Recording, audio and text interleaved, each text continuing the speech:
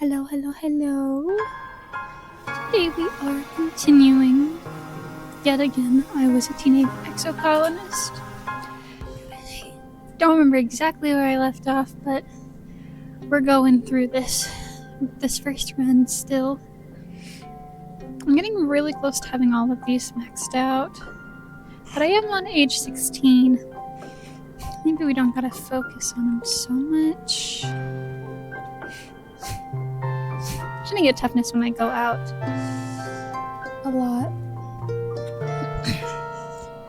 Sorry. Can I work on any of these? I don't even know where they are. Because I know that that's essentially intelligent stuff over there. Is it here? No, this is just living quarters, which is maximum command is what I was looking.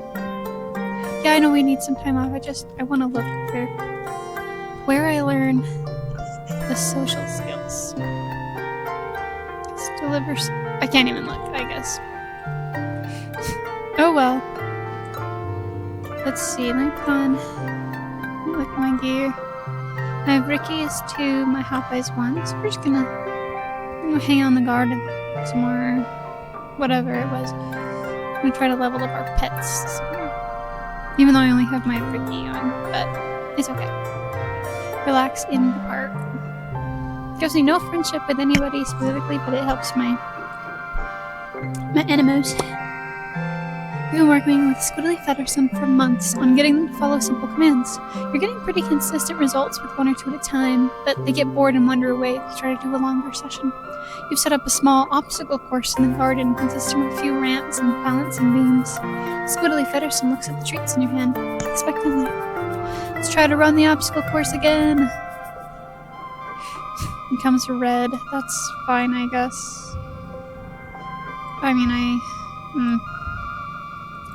What if we do it this way? Now it's all red, and that's a good 23 right off the gate. But I wonder if we do this instead. It's 20. Oh yeah, because that's a 5. What if I do it this way? 6 is anything. That's still 20 regardless, it seems. So let's just go back to this. Oh, because that's an everything card. That's what I meant to do. I don't remember how I just did it. How did I just do this chaos? I'll just restart. I think this is. I made that. There. Oh yeah, I did this, and that's because I thought that would stay a 4, but it's +1 to all red cards. So maybe we just do that. That becomes 4, which is a nice 23. If I do that, it's just back to an 18. Here we go. Figuring it out. There's the 23. +2. If this has that, we'll leave that to the last one. Let's just plop some 2s up there. 4. It's 21. Which becomes a 5. Okay. Now, let's see, this was what? 21? What if we... Nope, not that one. This one. 24. Yes. Now I have to manage to get 38 because I can't push through this at all because of the stress. Okay, you don't get the +2 because you're not the highest value. I got 46. It's not the super goal, but hey, I'll take it. We made it through the obstacle course the second time around. I can't increase my animals. A stunning show from your young Squiddly Fedderson. Admirable speed and dexterity. They and their trainer Solana are promising new stars in the field of Ricky training. Ricky 3! +1 on skill challenge wins, +5 bonus to straights. Yeah, and Ricky is really good for straights. Squiddly Fedderson finishes the course and leaps into your arms, chittering happily. You did it. You trained of Ricky to follow commands. Yeah! Oh, do I not get to train with my other guy? It's fine, I guess. It's Vertumnilia. Everyone's in high spirits as you decorate the colony square. The great tables are piled high with food, groaning under the weight of heaps of roasted and steamed vegetables, barbecued meat, stews, carafes of mulled cider. I don't think I said that word up, it's right. And cakes dripping with frosting and sugar bug syrup. You gather in the colony square for the usual speeches. Before I even speak with Lum, I'm gonna have to...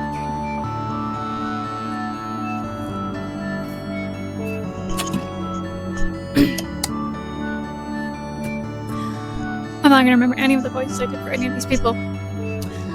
Lum takes the stage to fanfare and applause. Hello, people of Vertumna, he exclaims over the din. Happy Vertumnilia! He takes a big theatrical breath. Do you smell that? That's the smell of victory. We humans have secured our hold on this planet, and now it's time to celebrate. Lum gestures to the sagging feast tables. Eat, drink, and be merry. Crowd cheers again. After the council members each give their annual reports, everyone starts clearing the square to set up for the Vertumnilia games. You feel the pulse of a new hollow message in your palm and open it up to read. Happy Vertumnilia, there's a present for you on the table. XOXO, your secret admirer.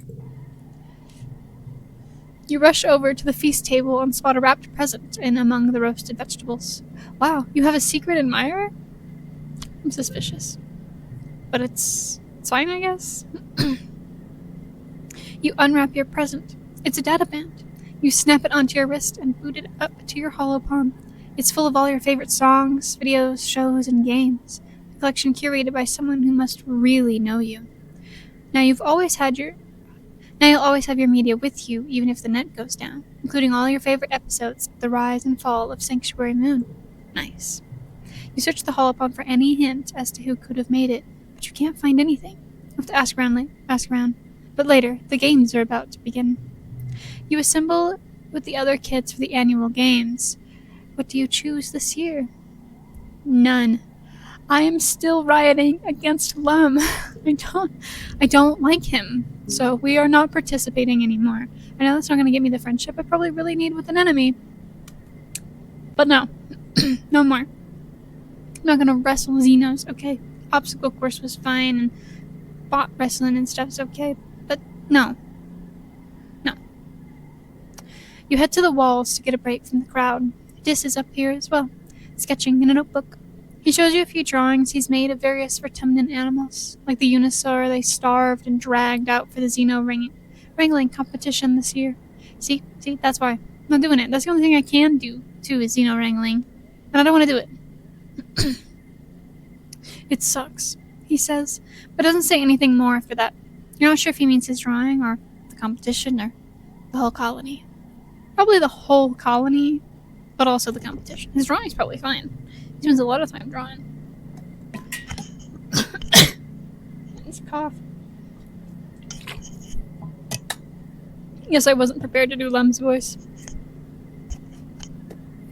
After the festivities, everyone descends on the feast. You heap your plate with more food than you could eat in 3 sittings. When all the food is gone and the sunset has broken the heat of day, people break out their instruments. Everyone dances well into the night. I relaxed and then relaxed some more. Extra relaxed for mid-dust. You know what? I am so glad that I gave an enemy the birthday present last time, because I totally didn't think about it when I got on. And I know that I did give it to her, though. Oh, I just straight up ask. You find Cal catching a break in the shade of one of the gardening sheds, a wide-brimmed hat pulled down low over his eyes. Hearing your approach, he lifts the brim and shoots you a smile. Hey, Selena, taking a break too? Someone gave you a dad man. It might have been Cal. I don't know, I feel like it would have to be an enemy. She's the only one that I was really, super friends with. So leave him alone for now. You excuse yourself. You can always ask him later, if you have the guts. Oh, can I ask anybody? I can just straight up ask anyone. Well, an enemy is probably the only one that knows me. But I don't feel like she'd be my secret admirer. Like, I don't feel like she'd write that. I feel like she would just be like, best pal. We'll see, though. I'll ask anyways. I just want to see what she'll say. You catch Nem between drills, leaning her elbows against the garrison fence. She takes a swig of her canteen and pours it all over herself to cool down. Hey, Solana, she says, shaking her hair. What's going on? Someone gave you a dead end. It might have been Nem. You my secret admirer? Nem goes as red as her hair. I mean, would it be weird if I was? No, I like you too. Nem looks surprised. Wait, really? She says. I can't even do her voice. I can go in for a smooch or let the moment pass. Nah, I've got all the hearts with her. We're romancing her. Go in for a smooch. You lean in and kiss Nem on the cheek. When you pull away, she claps her hand against her cheek and jumps away like she's been burned. I have to go back to train now. She blurts out.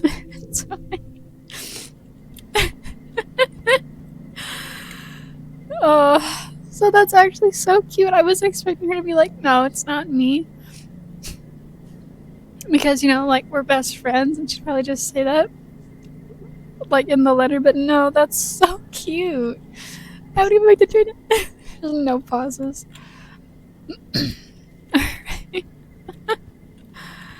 Alright.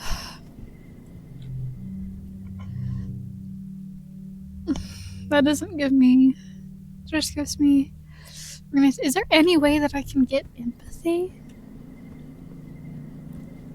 Because empathy and persuasion themselves have held me back a little on some of my exploring. Which means I probably should have been trying to get them a little sooner. But I ended up hyper-focusing down here. Will tending to the animals give me +2 empathy? I might have to do that. I think that's the only thing I've got. Even though I don't need the animals. I've been overmaxed for a while. It'll give me some empathy. We'll tend to animals. We'll do that for probably the rest of the year and see how much empathy I can acquire. And then we'll go out exploring and hope that it doesn't stop me. You meet your dad by the animal pens, fresh and ready for your first day at your new job. Your dad laughs at your clean clothes and your script face. Oh, Pumpkin, I'm sorry to tell you that you're a little overdressed for the position. He chuckles. You're gonna get dirtier than all heck today. Go on, put on these overalls and let's get to work. It's definitely not the voice I had for Dad. You change and follow your dad to the float cow pens. He rubs their noses as he points out their names. I know they're cute, but these ladies aren't pets. He says they're livestock. And more than that, they're not really domesticated like our animals back on Earth. They're more like tame. We give all the animals lots of room to roam, and we feed them well. They're not going to get chased down and eaten by bigger animals, and we help them if they're sick. It's a pretty good deal, I think, but they're still pretty wild. He says you gotta be careful with them. He leans his elbows on the fence. We're pretty lucky that Vertumna has herd animals, he says. Makes it a lot easier. Probably have real domestic animals in a couple 100 years. Well, kiddo, your dad says, spreading his arms. I've got all these animals. What do you want to learn about first?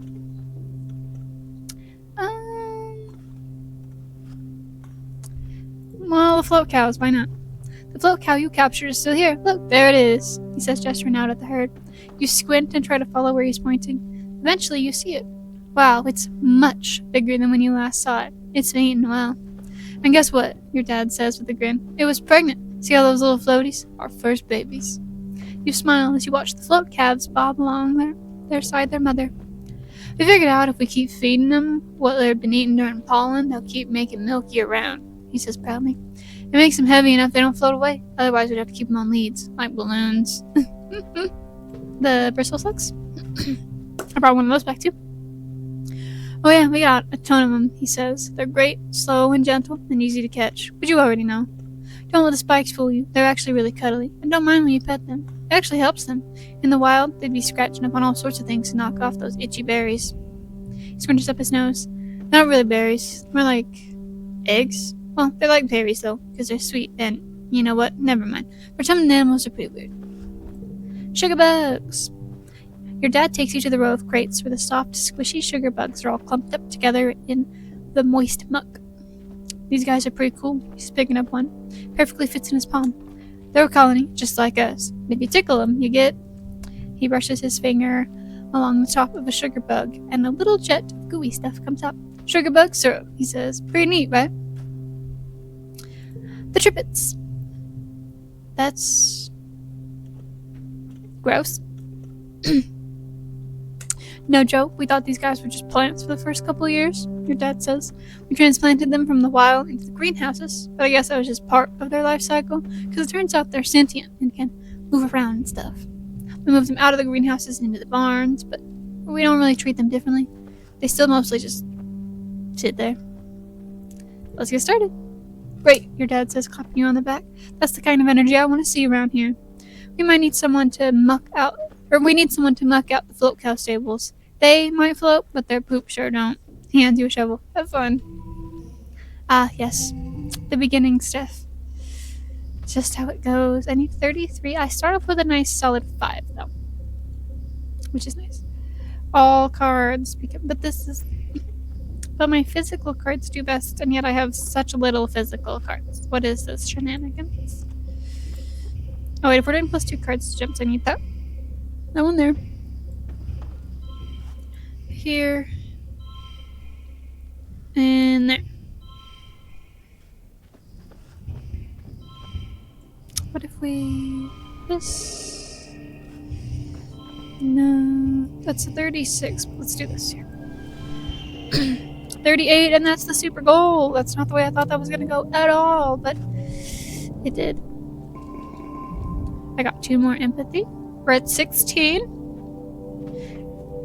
I think I needed, 30 for that last thing that, I had been stopped because I didn't have empathy. Man, that's a lot of empathy to get. If it's only 2 per. I started at 14. It's going to take me 8 months to get to at least 30. Well, I guess we're doing this. Oh, I should have seen if somebody had their birthday. It was probably Cal's birthday. Oh well, I can't back out now. You're working with the bristle slugs this week. There's a whole herd of the slug-sealed porcupine beasts, lumbering through the fields and rubbing against their scratching posts. You can walk right up to them and they don't mind at all. You empty the berry-catching buckets and sort through the berries, picking out loose stones and planting any that have sprouted. Those ones will grow into bristle slugs too, one day. It's not wet season when they're fully bristled and cranky about territory, so everyone is playing nice. It's a nice, calm month of picking berries and scritching slugs. You spend some time playing with the cute bristle slug you found while foraging, Emerald. She's looking bright-eyed and happy. You come back from lunch one day to find the door to the pen wide open. Whoops, you forgot to lock it. Good thing bristle slugs don't tend to roam. You do a count. 15, 16, 17. You seem to be short 1 bristle slug. At least it's not Emerald. She's still relaxing in the pen, happily snoring away. Luckily, bristle slugs aren't very stealthy. There's a glistening slime trail leading towards the ruins of the stratospheric, decorated with little clusters of berries. You lock the gate and set off along the trail to find your wayward bristle slug. Let's track it down. You easily find the bristle slug. It's gotten itself wedged between 2 panels, scritching back and forth on the most perfect scratching situation possible. You laugh and fill your shirt with the berries like a bowl, then gently nudge it back towards the herd. It's slow going, but eventually everyone's back together again. Good work, Rancher. Thanks. Why? And they lock high number stuff on the left, and they lock low number stuff on the right. Just why? You must hate me. So it doesn't really matter. We'll just... no rounds. I guess. I made it work, but... still. I'm pretty sure it was Cal's birthday that I just, totally up and bypassed. I'll have to see. It in fact was. Sorry, Cal. I did just up and bypass your birthday. I didn't care one bit about it, and I didn't mean to do that. I'm usually on top of it. Wasn't. Doubt anybody wants to talk. And if I'm not mistaken, early what is Mars? Yeah. So I don't really care right now. Sorry, Mars. We are not buddies this time around. Maybe next time I'll try to be friends with you. And maybe I won't be so judgy because I'll actually get to know you. Maybe. You know? Back to the animals. Back to building up that empathy. Cal teaches you the super ultra classified special whistles he uses to call the float cows to him when it's time for feeding. He even has special personalized whistles for each individual cow, though you're not entirely convinced they know their own names yet. It's still pretty impressive. It sure beats yelling for them. Not a lot of chit-chatting this time around, just kind of straight to it, and that's totally fine. You're A-okay with that. I really don't want to make that a 3. Like, I see how that could be good for me, but I don't really want to make it a 3. If I do that, you know what? I'm gonna do something silly. What if they're all 3s? I got my bricky up here, plus 5 bonus to straights. That was not a straight, right? It's kind. 5 of a kind. Well, that's 34. What was it before? 32. I don't really think this matters. I'm just doing it because why not at this point? My empathy should be 20 now. Nice. Only 5 more months of this, and it'll get to 30. Nobody's midwet, right? Well, maybe one of the new guys are midwet. Early pollen. I don't know Namis. Or vases. You know what? That's fine too. I don't. It's whatever. It's whatever. I'd have to look it up probably, because I'm just gonna randomly give these 2 my gifts. Not like I did with the first ones. Y'all came in late, so I'm not that interested in just gift giving a whole bunch to figure it out. Maybe next time. Oh, I am empathy maxing right now. Well, not maxing, but I'm empathy farming pretty much. There's a good chance I'll get more combat during the glow season or toughness, so I'm not worried about trying to max those out entirely. You and Cal are sitting on the fence watching the float cows bob along gently in the breeze, enjoying a few minutes of not mucking out staples. You point out the one you captured, and Cal whistles in admiration. That's so cool, he says. They're so huge. How'd you do it? I could just say daring into violence. That's telling a violent tale. Yeah. As gentle as possible. Telling a gentle tale. The interesting things here. As gently as possible. I was very nice about it. You described how you coaxed the float cow with a handful of flowers until it came to trust you enough to walk right into the expedition's vehicle and come home with you. As Cal listens, he smiles and nods. That's how I would have done it too. I mean, look at them. They're so gentle. He rubs his chin. I don't know what to think about Imagine, honestly. Seems kind of mean. Like, they're stealing wild animals and controlling everything about them. When they can eat, where they can go, and even when they can have babies. This feels rude. But I saw some of them cows when they got here, continues. They didn't look free. They just looked sad. Like they were so skinny and scared. He gives his arm towards the gently lowing herd of float cows. And now look at them. They're doing great here, honestly. I don't think it would be kind of... Don't you think it'd be kind of nice if someone took care of you for the rest of your life? Sounds relaxing. You and Cal watch the float cows until it's time to go back to work. Cal climbs off the fence and dusts his hands. I'm glad there's people like you who go out into the wild, he says. You're so brave. I don't think I could do that. For some reason, I want to seem to put on this, country accent for everybody. And I know that is not what I gave everybody. He squints up at the sky. Still kind of not really used to how big the world is, you know? You're like here, in the colony, where I always know where I am and what to do next. Like knowing I'm responsible for just a little bit of the world. He smiles. You know, like these cows. If I can make their life better, well, I think it's a pretty good life for me too. I have to go back and listen to how I did it before. My goodness, I just don't have any comprehension of it in my brain right now. Well, I had a 2, because I can make that a 4, but I mean, it's fine. Whatever, right? Whatever, right? We don't need that one in the first slot. What if we do that? 6. Ooh. Nice. We'll just take that. It's not the best I could do, but I'm taking it. I'm taking it. We're not getting nitpicky here. We're just building empathy. However, now it's supposed to be late wet, so it's birthday giving time. Or gift giving time. Where are the two late wet kiddos? This. Look at him. This says, gentering to a squad of soldiers as they jog around the perimeter. You don't even know they're already dead. He laughs without smiling. Stupid. Why even bother fighting? Does this interest you? Ooh, actually, I wonder, does he like a strange device? Seems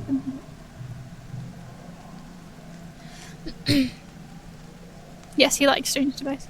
He scrutinizes the device for a bit, but then his shoulder snap. Did you give this to me because it's my birthday? He asks. I actually hate it when people make a big deal about my birthday. It's, look, maybe we should just go do something nice for Tang. She actually likes the attention. Yeah, but you like the gift, so accept the gift. He wants to talk to me. You head out of the colony hoping to find Dis, and you do. As well as Rhett and Utopia, have teamed up to talk to Dis about something that has him scowling deeply. Now, she definitely has a bit of a country accent, is what I've given her, based on how her stuff reads. I don't know if I can do it hers too, though. It was different before the attacks, you hear Utopia say. But you're older now. When you're on expedition, you can get in a lot more danger than when you were a little kid going on a walkabout. When you're out there on my team, I'm counting on you to do as you're told and to be where you said you'd be. She gestures beseechingly. What am I going to do if something happens to you out there, kid? What if you disappear one day and you're hurt and no one knows where to find you? What if? I'll be fine. Just cuts her off and take care of myself. If I can't, that's on me. That's not how it works here, Rhett says, his voice stern. You're not just putting yourself in danger out there, you're putting the whole colony in danger. I know you're a bit of a loner, son, but you have family here. All of us. We're all your family. We're going to send people out to find you, and what if they get into the same trouble you did? He continues. We're counting on you to follow directions out there, to keep everyone safe, not just yourself. What if I don't want to be found? Dis explodes, waving his arms. What if I want to be left the crap alone? Rhett and Utopia are stunned by Dis's outburst. Rhett opens his mouth to respond, but Dis talks over him. If I don't come back, just leave me out there, he spits. This planet wants me dead, maybe I deserve it. Huh? Don't you ever think about that? Maybe I deserve to die out there. Maybe we all do. With that, Dis stomps away. Rhett and Utopia look stunned. You follow Dis around the outer walls of the colony, where he's angrily pulling things out of the drain pipe, hiding hole he's long since outgrown. Stupid humans, he grumbles, stuffing what looks like a bedroll into a carrying bag. They never think of anything except, oh, he continues, trailing off when he sees you. What do you want? Are you okay? Great. Didn't matter. Just awesome. Actually, yeah, thanks for asking. You watch him pull things from his hideaway and throw them into two piles. Screw this colony, he says. I didn't ask to be a part of it. I don't need it. I don't need anyone. I'd be better off living in the woods, like an animal. At least that's real. He reaches in far and pulls out a busted-up-looking mechanical device. His old alien communicator he made using gear he stole from command. Jeez, I guess I don't need this anymore. All of my options are, what do you mean? Take me with you. We can flirt with him. Please don't go, and I understand what you need to do. I'm just telling him I understand. Because I'm not going to flirt with him, but the rest doesn't seem right. Just, I understand. Just nods. Thank you, Selena. I hoped you'd understand. Dis finishes packing up the stuff he's going to keep, which barely amounts to a full backpack. He straps it onto his back and nods at you, determined. Did I ever tell you my full name? Yes, seemingly randomly. No, you didn't. Dis smiles a little at that, just at the corners of his mouth, as he huffs a self-depreciating laugh. Yeah, probably wouldn't have. It sucks, honestly. It's dysthymia? I don't have enough reasoning to be like, doesn't it mean this? What does it mean? Dis takes a breath and lets it all out, his shoulders slumping. It means being sad. What a joke, right? Name's that kid that. He shakes his head. Montana always talks about how babies make everyone happier. Was my mom sad before she had me and Fang? Or did us? having us make her sad. A smile twists. Was it me? Was I the reason? Just scoffs at his boot. So scuffs his boot in the dirt. Whatever, he mumbles. No one cares about me, basically ever. Since before I was born. My mom didn't love me. The, one person who you think could. He looks up at the sky and blinks rapidly. Whatever, he repeats. I'm out of here. Thanks for everything, Solana. The only good thing about this crap hole. I'm gonna miss it. Wave goodbye, give him a hug, cross your arms and frown, cry your eyes out. I don't know if he'll accept a hug, but I feel like this would be a good time for it. Just give him a hug. You throw your arms around Dis, who grunts and pats your back awkwardly. He doesn't relax until you finally relent and let him go. You watch him disappear between the fungal trees. In minutes, he's out of sight. You're getting ready for bed later that day, and you receive a colony-wide announcement through your holopalm. It reads as follows. Actually, I realized letting him go right before Glow was probably not the best idea, but I don't think I could have convinced him to stay. Not enough empathy or persuasion for that. And I chose to build empathy instead of persuasion because I had more empathy. So. Colony notice. Reminder that there are to be no unauthorized trips outside the walls without prior authorization from Expedition Command. I don't think you understand what unauthorized means. There can be no unauthorized trips if you have to get authorization, then it's not an unauthorized trip. Good, sir. Anyone caught in violation of this rule will be punished. This includes going for a walk. It's dangerous outside the walls and is only to be done by trained and armed personnel. Thank you, Command. How about that? You send Dis a message? Bunch of question marks, I guess. Dis messages you back immediately with just a picture of a knife. You're guessing he didn't get very far. I see.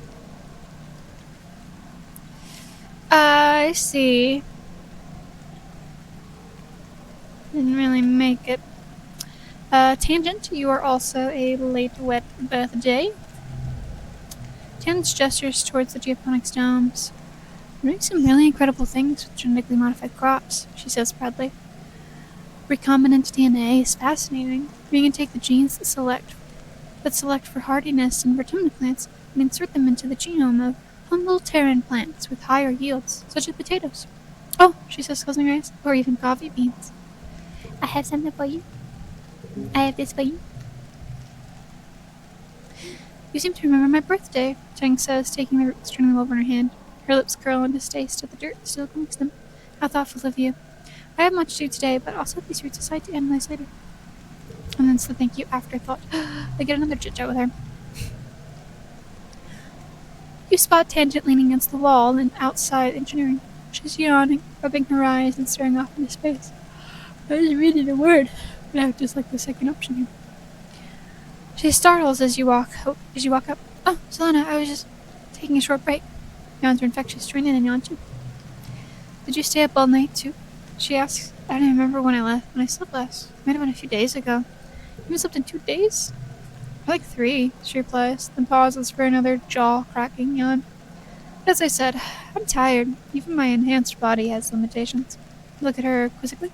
I don't need to sleep as much as other people. It's genetic. What's it? She says foggily. You know, but DNA enhancement. I guess sometimes I even forget to do it. I should set myself a reminder. Hollow, I had to schedule sleeping nightly 2300 for 3 hours. Her hollow emits a tone in response. Tangent nods sleepily. That should do it, she murmurs. Her eyes are practically closed. Find her someplace to take a nap. Tang follows you obediently into the engineering wing, too tired to protest.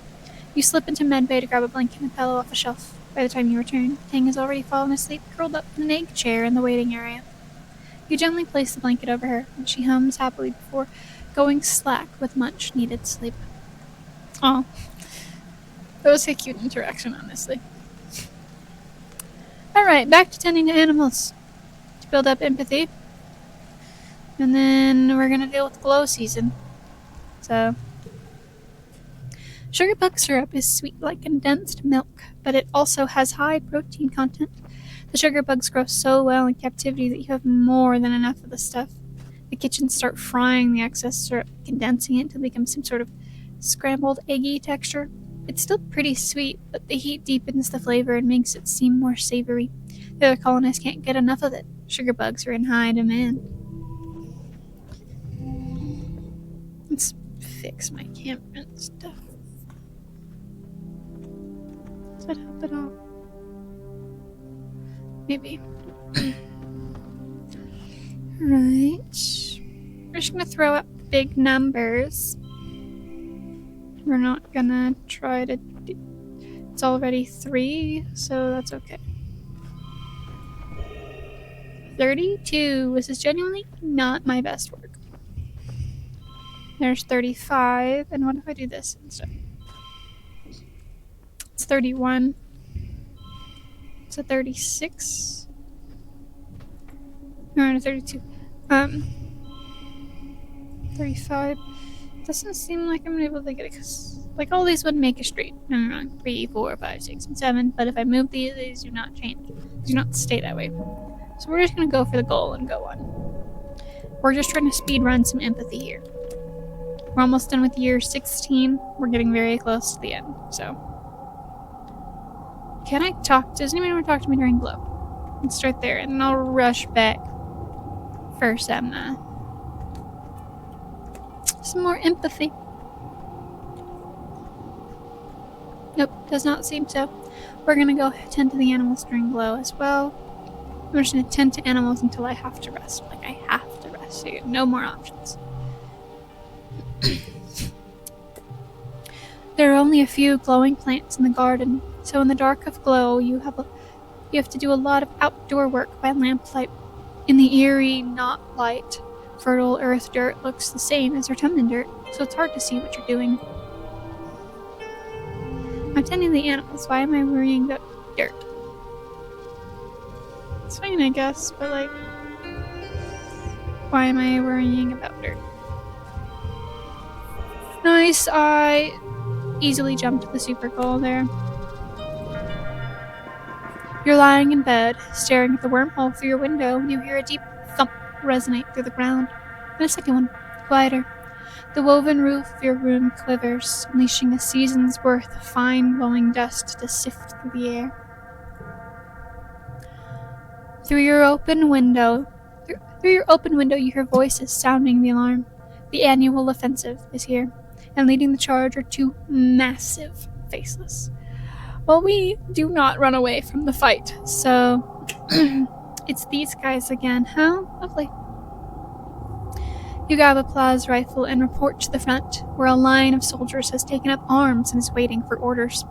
The colony prepares to defend itself against the 2 building-scale faceless, as well as a teeming swarm of smaller Xenos that seethe towards you. Hold steady, orders Security Chief Red. Keep the line! I don't want to yell, so it's just a second. No, Governor Lum yells, running from the front gates to the front of the defensive line. He elbows Rhett out of the way and waves his arm wildly. Bring them closer. Draw them in. No. No. Rhett stops himself from shoving Lum back, but just barely. You can tell. Are you serious? He retorts. We can't let them any further into the colony. We're going to fight them in our territory, Lum cries, raising his plasma rifle over his head with one hand. We have the walls. Let's use them. We'll let them come inside and pick them off one by one. Can't pick off a faceless, Rhett sputters from the sidelines. Smiles maniacally.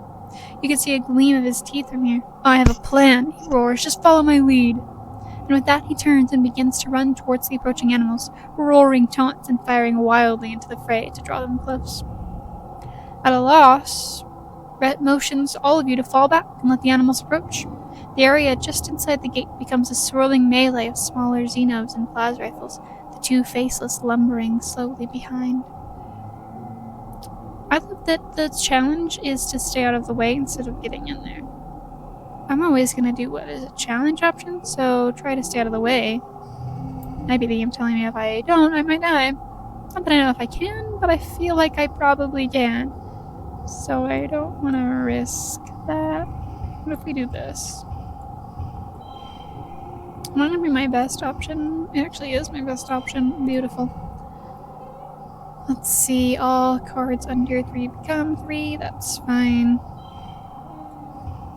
Ooh, this is a nice +2 if it has the highest value. We're just gonna go ahead and toss that in there. I now suddenly do not know if I can get the 30 I need. That is considered unchangeable, so what if we just do that? That's 27.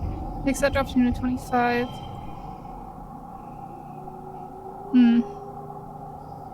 There's not really a lot I can do here. I'd have to push through a lot of stress.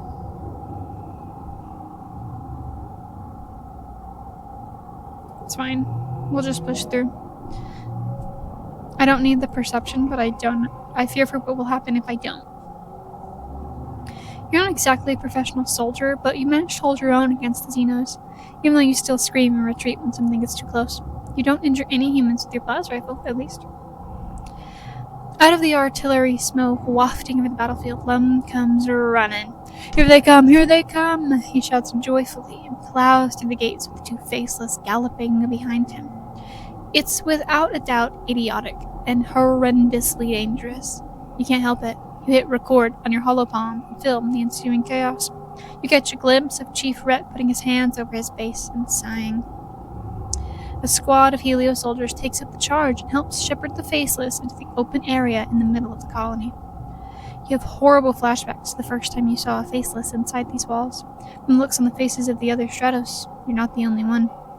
Then you're all thrown to the ground by a tremendous explosion. Fire engulfs the center square, roasting the 2 faceless in an inferno that blasts the sweat from your pores. Rocks and chunks of dirt patter all around you.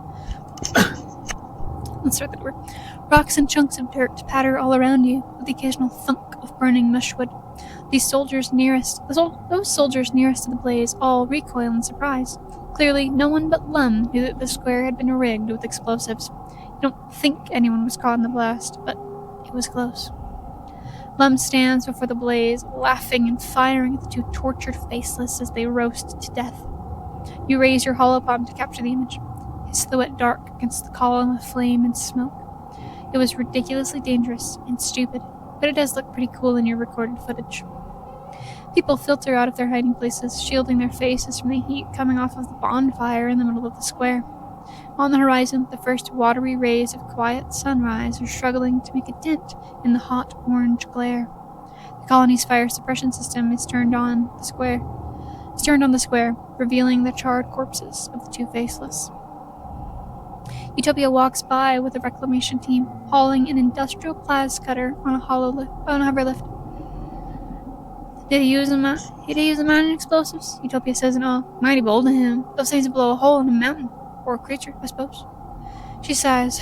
Wish he could have saved him from mining. That must have been the last of them. No, he sure can make more. Then she and her crew are out of earshot as they pick their way down the blast crater to carve up the faceless for recycling. I see. The colony defense of less than 7 gives unfortunately, because the colony defense is 7 or greater, which I'd have to go to command to see what it exactly is, but because it's 7 or greater, fortunately, the colony was well defended. You and the other colonists have been fortifying the defenses, putting security above all else. Tonight's defense was still a resounding, if messy, success. But if Utopia's right, we don't have any more of those explosives now. You can't just nanoprint unstable molecules like that. What are you going to do during the next attack? Lost 2 colony defense. Yeah, he just wants to explode everything, it seems, and bro, eventually you're gonna run out. Whoa, I look different.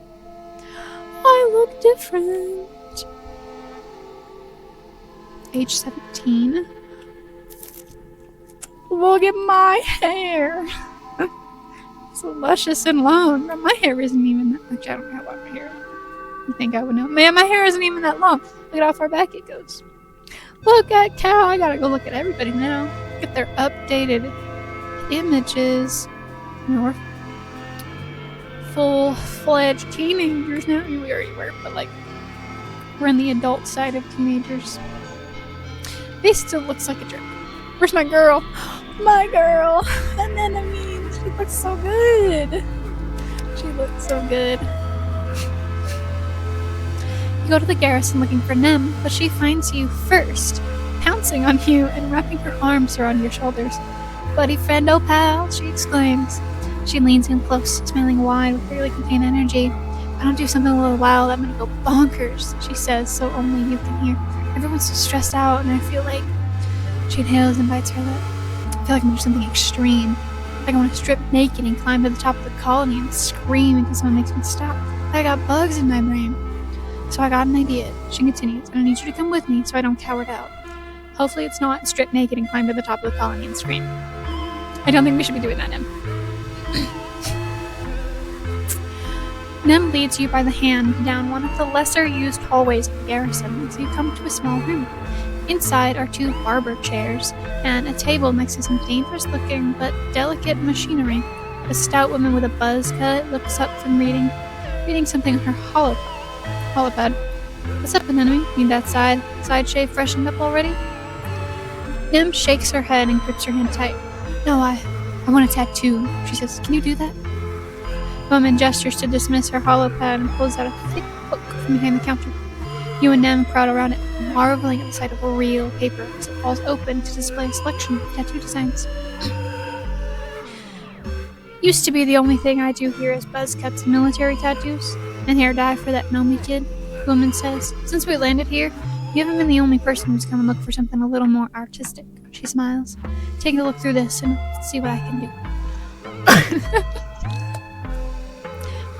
Wait, if she gets scales every time she, scars up, if her tattoo doesn't heal right, is it just gonna have scales over it?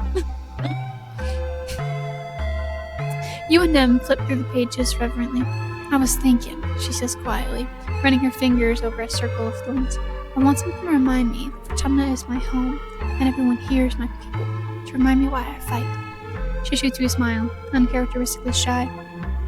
I want something to link me to you, she says, looking away as her cheeks turn red. Out of everyone here, you're the person who means the most to me. Her eyes go wide. Now, wait, we should get matching tattoos, she exclaims. Come on, what do you think? Yeah, I'll get a matching tattoo with you, Nem. Crap, yeah. Or, heck yeah. I don't know. Heck yeah, Nem says, pumping her fist. What should we get? The book of tattoo designs lays out before you. What do you want to get? The stratospheric logos are on my knives. Each other's names is cute, but I don't feel like that's Nem's vibe. Mushrooms growing out of a human skull. Suns represent the twin sons of Vertumna, or a sword and shield. I feel like a sword and shield would go well with these two. I say these two as it was not me. Would go well with Nem. But the suns represent the twin sons of Vertumna is also super cute. She wanted something to remind her that, Vertumna was her home. And so, and the link to me, but, we'll do the suns. Nem slams her hand down on the book and says, yeah, heck yeah, she crows, that's perfect, let's do it. Yeah. An enemy's loyalty. Unlock an enemy on the main menu. I'm gonna have to go to the main menu after this and show it. I have to look. Sorry, I know you can't see the achievements, but they just got that. You sit down in the tattoo chair and bare your right arm. The tattoo artist/barber transfers the design onto your skin and fires up the machine, which buzzes alarmingly. You and Nem look at it, wide-eyed. Guess you kids never seen Earth Tech, huh? She says, preparing the gun. Tattooing's one of the oldest human arts, so there's not too much holograms and replicators can improve on it. The stuff I do here, it reminds us that even when we're out here among the stars, we're still just meat with thoughts. This is really gonna hurt, or just tough your way through it. Enemy's loyalty 3. All strength cards under 5 become 5. Oh, that's cute. Tough your way through it. It smarts a bit when the tattoo artist presses the needle to your skin. What does smarts in this context mean? Anyways, and begins her work. But you're pretty tough. Nem looks a little green as blood wells up around the needle and grabs your hand. This is so cool. She breathes as the design begins to bloom on your skin. It takes about an hour for the tattoo artist to get down the bold first strokes of your tattoo. Nem holds your hand the whole time. When the artist steps away to stretch, Nem leans in and gasps. It looks so awesome, Nem says. This is the coolest thing we've ever done. This is galactic. It's been so long since you said that. She looks up at you. I meant what I said, she says, her voice silhouette. You're my best friend on this whole rock. You've always been here for me, and I'll always be here for you, no matter what, thick and thin. Nem sniffles, then looks embarrassed. Man, it's dusty out here. The tattoo artist returns and finishes up your tattoo, then moves on to Nem. She takes it bravely, though she sometimes squeezes your hand so hard it almost hurts. Afterwards, you go back to your room to decompress and admire your bravery. Nem flops on your bed, and you climb on after her, careful of your aching arm and your newly wrapped tattoos. I can't believe we did that, she crows, kicking her legs in the air. It was so awesome. She turns to you and pushes her unruly hair over her shoulder. Thank you for coming with me, she says seriously. Probably wouldn't have done it if you weren't there. I probably would have done something reckless. Then I probably would have done something reckless. She laughs, rash and unashamed. Oh, even more reckless. Of course we're best friends? No, we're flirting. Like, yes, we're besties, but we're flirting. I'd do anything for you, anemone. Nem blushes and hides her face in her hands. So Lana, she goes, don't make it weird. Rex, what do you have to say to me after all that? Nem's instructions are so cute. Over the years, a lot of people have started wearing a lot less clothing than you remember from when you were growing up on the climate-controlled stratospheric. Definitely a lot less than the hollow bits you brought from Earth. Rex has really acclimated to Vertumna's hot, sultry weather. I mean, I see why I have the option to flirt here, but why can't I do empathy? 40. Take your own shirt off in solidarity. No, I'm good. Put a shirt on. Are you kidding me? Yes, first, it's hot as heck out here. I work outdoors, and whoopee, no joke, I'd take off more if I could.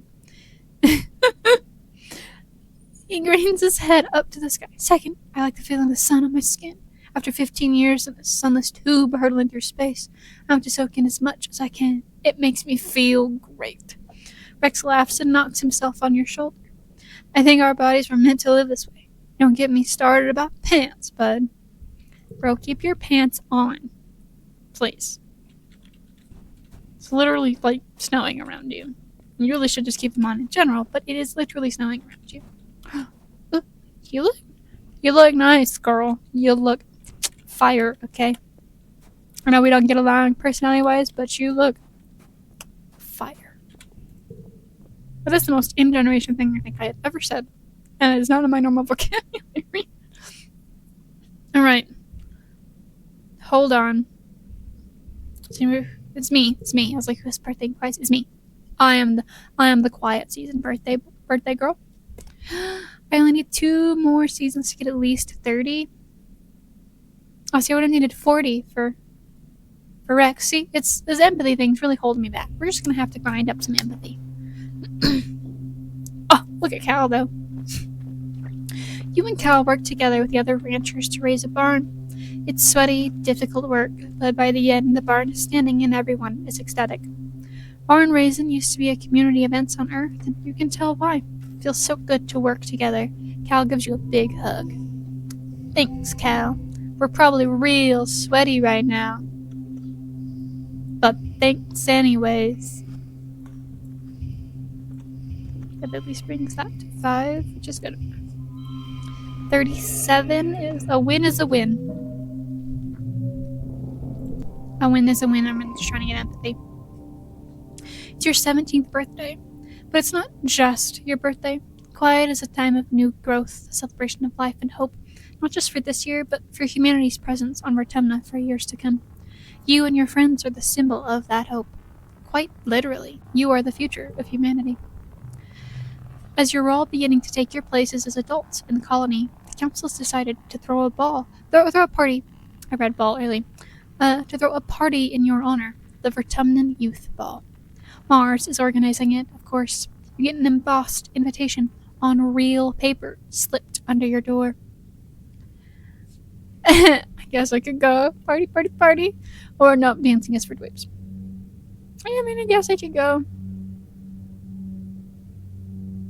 I could go. I feel like if I went down the more social side, I would probably be way more excited as an individual. I mean, I guess I could go. You slip into some party clothes and head over to the lounge to celebrate. Well, yourselves. And yourself, specifically. It is your birthday, after all. The lounge is all decked out. The decorations look expensive. Must have taken a lot of nano printer creds. Your friends are transformed, too. Everyone has dressed up and looking like the young adults you're becoming. You can hardly recognize some of them. Mars catches your eye and waves, her bangles jingling joyfully. Jingling joyfully, it sounds so weird in my brain. She looks like a model from her holo mags, every inch of her primed, painted, and perfumed. Oh, I don't have a good voice for Mars because I don't really talk to her a lot since we were children. Solana, happy birthday. Glad you could make it, she says over the steady thrum of music. Drinks over there, make your song requests to congruence, and take off your shoes. She looks down at your boots. You look down your boots and back up at Mars skeptically. She rolls her eyes and does a little bounce. Sock hop, just like Earth. At the refreshments table, Cal is stuffing his face with party food, and Rex shoves 2 glasses of punch in your hands. 2 glasses? I think we should just start with 1, Rex. Gotta stay hydrated, he says, pouring himself under the bus. We'll be sweating it out, one way or another. He winks at you. One way or another, it's gonna be in the heat of the sun for me, Rex. Okay? Tangent looks so good, too. Look at her. Hot. Women are hot. Don't let them fool you, Tangent mutters, joining you, smearing a glob of something pinky and meaty looking on a cracker. It's a well-documented phenomenon that people inexperienced with imbibing alcohol will begin to act as if they're drunk, even if they're completely sober. To Rex, she adds, I mean, of course, that I'm not going to suffer any bad behavior. Rex grins as he pulls a flask out of his vest and pours a healthy addition to his glass. Who says it's going to be an act? Let's get a little loose. Come on, it's a party. Sorry, come on, it's a party. Music changes to something with a fast pounding beat. Rex throws his head back and howls, "Ooh, it's time to dance." Rex, I'm just going to hang out with my buddies. Rex and Mars take to the dance floor, joined by Nem and a reluctant-looking bass. Should have danced then if I knew Nem was going to be on the dance floor. You stay behind with the others to watch, still marveling at how mature your friends seem tonight. They've transformed, like grotty little grubs, into beautiful dorpsmuts. Dis shows up late and skulks around the outside of the lounge, eventually coming to pick at the food on the table. Keeps his distance from Tangent. He got a whole new fit too. I have gotten stressed.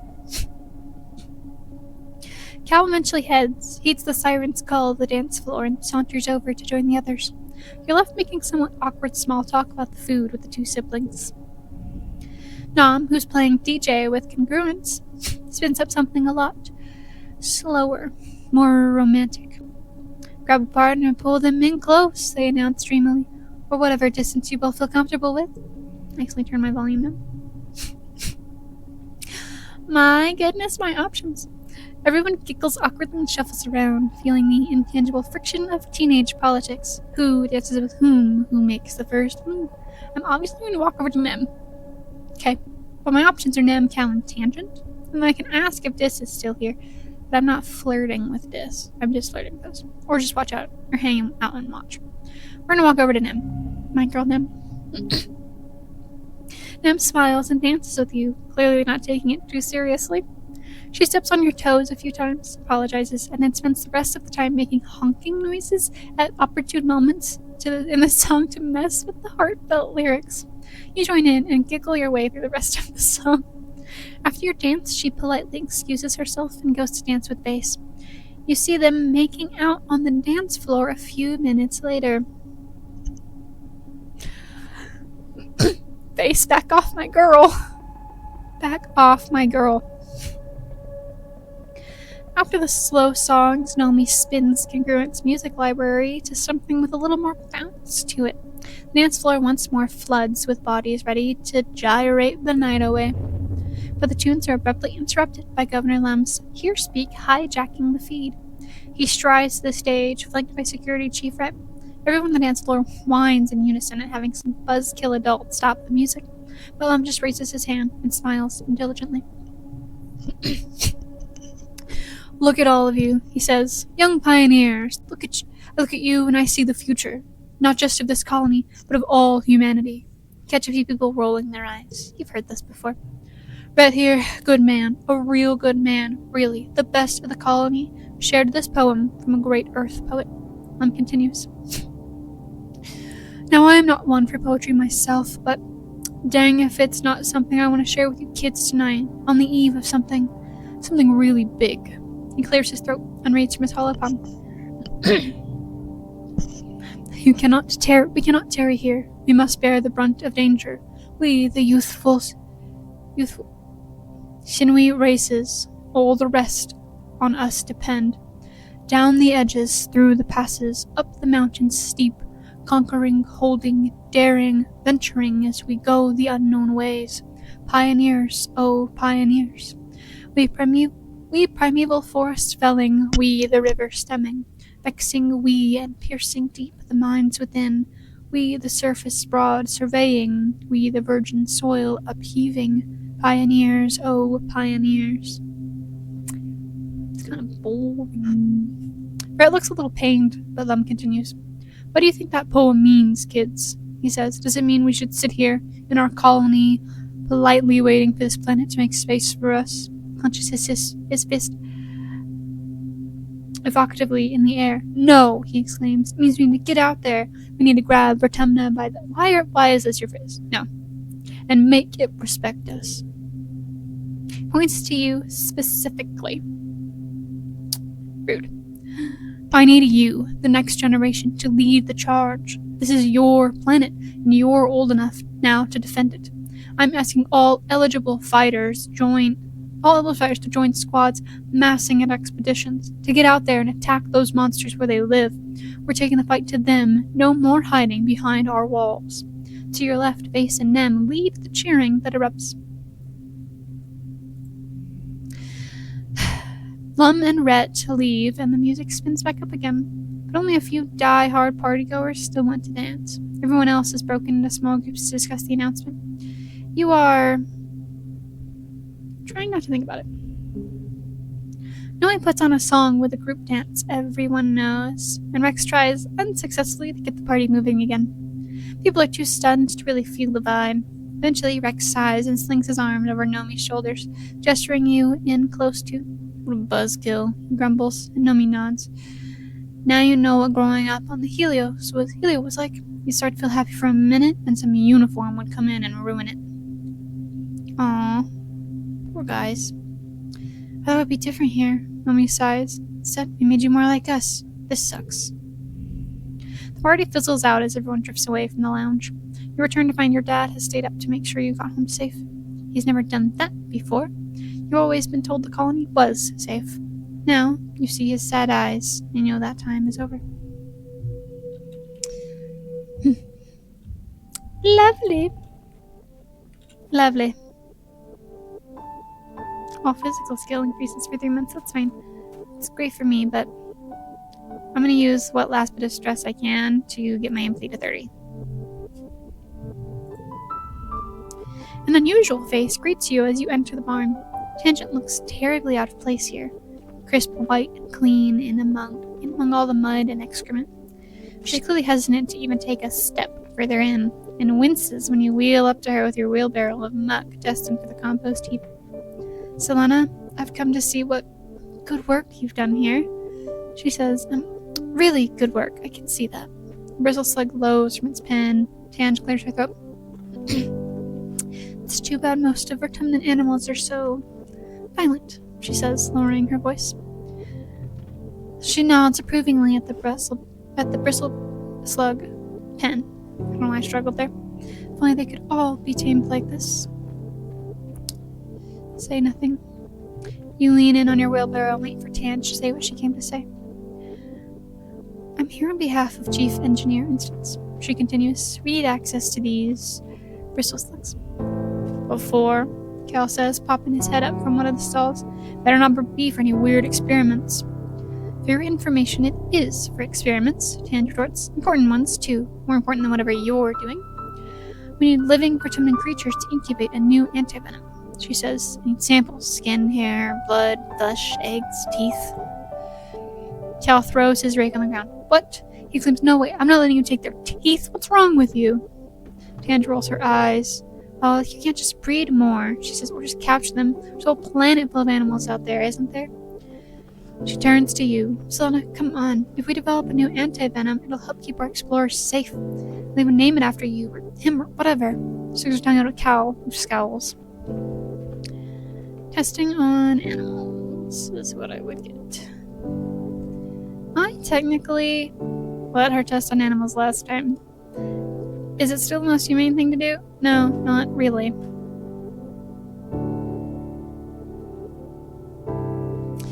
I think we should just test on them. But I understand that in this case you're not really testing on the animal, you're taking samples from the animal for testing.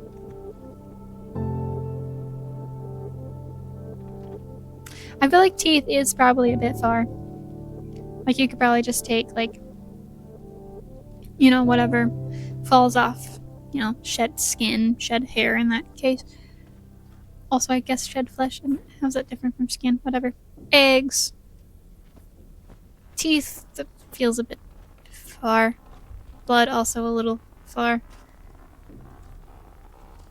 But it's not like she's dissecting them and murdering them. She's taking samples from them. Which isn't... I don't know why I'm trying to, justify this to myself. If you think that's best. Cal's not gonna like my decision. At all. Tange smiles primly. Of course I think this is best, she says. Besides, if you have a problem, you can take it up with Instance. Cal tries to protest more, but she sweeps past you both before you can get a word in. You get the distinct impression her heels would click, if not for the mud. Cal looks uncomfortable. It was weird, right? He says. Your dad hasn't said anything about animal testing. It just really doesn't feel right. He shivers. They can be pretty creepy over there in engineering, so I just hope they don't hurt the bristle slugs too bad. Why do they need to test stuff on returning animals if the antivenom is for humans anyways? So I thought they were just taking samples, not actually testing on the humans. -4 to last card. Can't be doing that. Can't be doing that.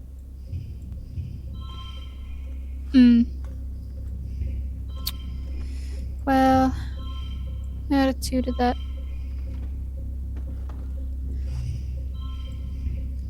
Okay. I put it up there and then did that without even looking. Then I just made it another 6. Well, the 3 was what I needed to be the 5. I get it, I guess, but what is this chaos, man? It's not gonna be the 5 I need it to be anymore. Whatever, I have the stress to push through. It was just gonna add stress anyway, so now I definitely have to relax. It's okay though. Light, quiet, we're gonna take a break right here in the park. The garden is a peaceful place where you don't have to think about how the colony is always shimmering. I really didn't talk to anybody during quiet, I just sat into the animals. Where you don't have to worry. Think about how the colony is always simmering about being at war against the creatures of Vertemna. You can just sit and empty your mind, smelling the sweet perfume of flowers and listening to the wind rustle of the green grass. It's one place to find peace, even when it feels like everyone else is losing their minds. Bond with Pet Hopeye and Pet Friggy. You can feel your Hopeye starting to trust you more. They're still pretty skittish, and you don't want to see what those claws on the end of their foot can do, but they seem a lot more relaxed in your presence. You're petting it when it starts to chitter at you in agitation. Whoops, what's wrong, Hop Solo? It flips over on its back and wiggles, its lighter stomach fur looking impossibly soft and enticing. Do you dare, or is it a trap? I guess we're challenging regardless. Let's see. 6. This is one. I'll just make that the last card, which makes it a 3. We'll just do another 3 and then a 2. There's no good way to do this, really, if I want to plop that one in there. Just do this here. 1, 2, 3. Boom. Sometimes a nice simple 1, 2, 3 is all you need. Guess we just won't worry about that then. I can't make what I want to do. It just won't work for me. Whatever. Card to right becomes 5. Why would I want that? Why would I want that? You know what? That's fine. We'll do it that way.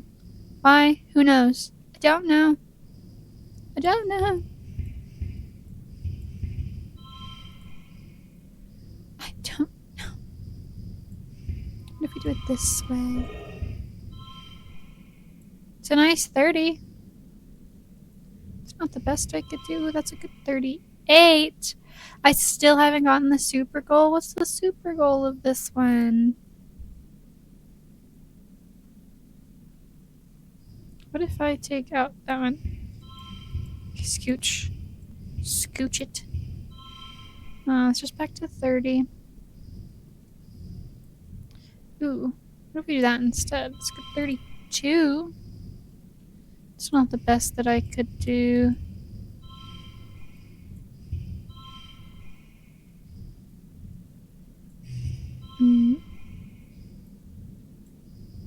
If we did that, that's a good 44.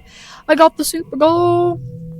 I really shouldn't have worried about it that much. I'm just literally relaxing and doing animal things, but you're too smart to fall for this trick. After a few moments, Hop Solo seems to lose interest. They spot a bug circling lazily overhead and flip back over onto their foot, chittering as they begin to track it with their 4 blinking eyes. Gain 2 less stress, plus 2 bonus on pairs. You're playing with Hop Solo in the park when you hear a rustle from a nearby bush. Curious, you look underneath. It's a Hop-Eye you met before. Hop Solo lets out a happy thrill of recognition. The other Hop-Eye thrills as well, and explodes out from under the bush to bounce happily around Hop Solo. They chitter excitedly at each other. You hear something else is making noise. You look under the bush and see, oh stars, 5 baby Hop-Eyes, pink and hairless, curled up together in the shade. The strange adult Hop-Eye stops what it's doing and bounds over to you, warning you with a rattling hiss. We're going to try to calm this Hop-Eye down. Okay. Hop Solo got busy, apparently. Got busy. Okay. None of these are the same, so it's really not going to be my best. Or just leave it this way. It's fine. 22. I don't have any stress to push past this, though, which is going to be a bit of a problem. Why do I have to have it as a 2? It's only 19. It's really 19 the best I can do. Seems so. Oh well, I guess. We're definitely not making this. Definitely not making this.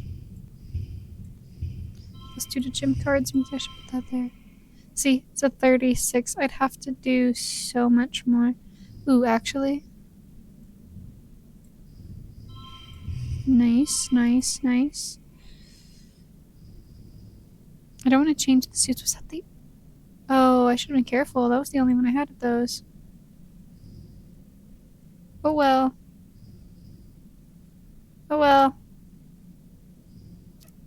That's what it is, I guess. Let's bump that up. You're telling me that's only 1 away? It's only 1 away. Plus 6 for 4 of a kind. I'm worried that if I change that, it won't. Well, let's do this. I really want to win this. Like, that's the only reason I'm willing to get rid of all my stuff like that. I'm desperate to see what this will give me. This was the hot by 3. I'm so glad I won that. You managed to calm down the hot by using tricks you've learned from training Hop Solo. They cautiously let you to pet them, their giant frog eyes blinking out of sync. I got hot by 3. You spent some time gazing in awe at the little hot by nest. They're so small and helpless. No wonder the hot by went in to protect them.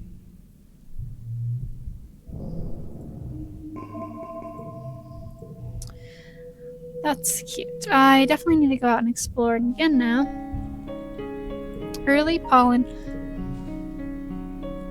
I bet it would have been Tammy. Nami seems like she'd be... They would be a... Oh no, Rex is early pollen. Okay.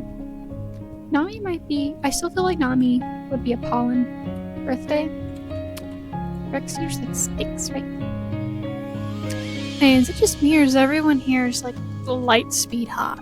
Rex says, seriously, is there something in the water? Because, oh, whoa, dang. Rex lets out a little howl and then laughs, clapping on the back. Present company included. Thanks, Rex. I got you a stink for your birthday. Ooh, Rex howls with happiness as he takes the mushroom from you. Remember my birthday and brought me the perfect stick for my collection. I did. You know what, for the compliment, I will talk to you again just for that. So, Rex folds you into his arms, bending his whole body to you. He smells warm and a little spicy, like clean sweat and sunshine. It's a good hug. Kind of makes you instantly just a little more relaxed. What is clean sweat supposed to smell like? It's sweat? Yeah, Nami, you're so cute. Mom and Dad just asked if I was getting serious with anyone. Mrs. Ringland is gross-eroni, right? Fair. I don't know when your birthday is, Nami. Honestly. Let's see. You're looking around for Cal when you overhear him just from the other side of the geoponic zone. For the last time, leave me alone. Doesn't sound good. You get closer and find Cal facing down Rhett in the face. They've cornered him, their body language calm and relaxed, while Cal's so angry he's almost shaking. Cal, please listen to us, Rhett says, spreading his arms. We're not here to conscript you. I can't force you to join the army. All I'm saying is I need good, loyal, strong young men like you out there on the front lines. Rhett smiles. You're a good boy, Cal. I admire your passion for peace and your dedication to fighting for it. That's why I'm here, asking you to help me protect the colony. Cal is very much, and has been since pretty much day one, been very adamantly against any sort of conflict. So you're not getting him to fight. So, protect the colony, Cal spits. It's such a lie. You're not protecting anything. You're just slaughtering defenseless animals in our homes. It's disgusting. Hey, Base retorts, taking a step forward with his fist raised. Show some respect. Cal squares up like he's ready to take a hit. For who? He asks, boy sharp. Psychopaths like you? Base roars and looks like he's about to take a swing, but Rhett holds him back with one raised hand. Base slinks back to Rhett's side, glowering at Cal.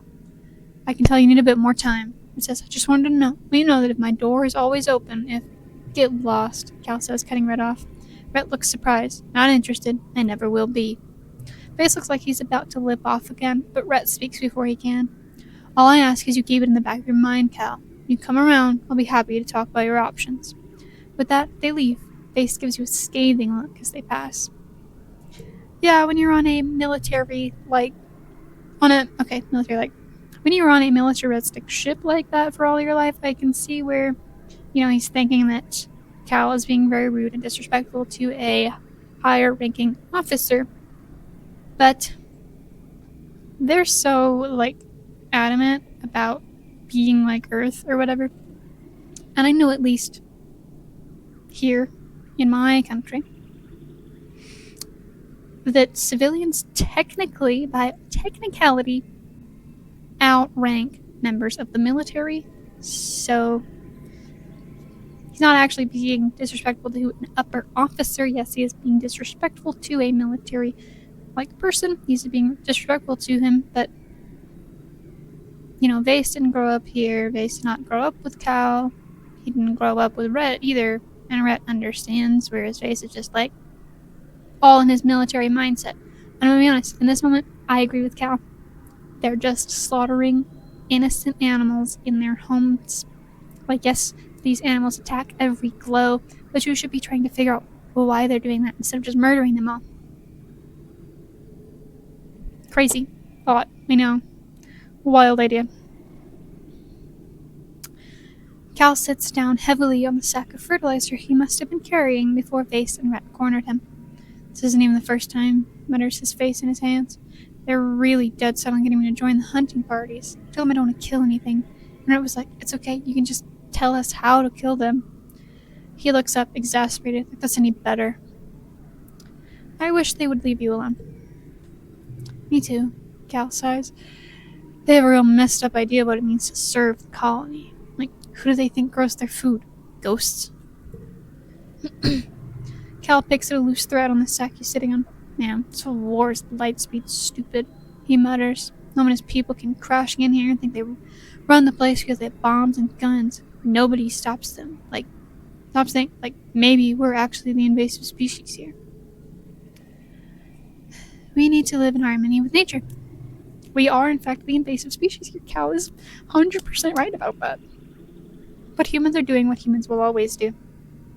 Believe that they deserve it and destroy everything that stands in their way. Crash land on a planet, surprised when the creatures of said planet attack you, believe that you need to go murder them in their homes. Repeating. That is what it will be if humanity reaches the stars.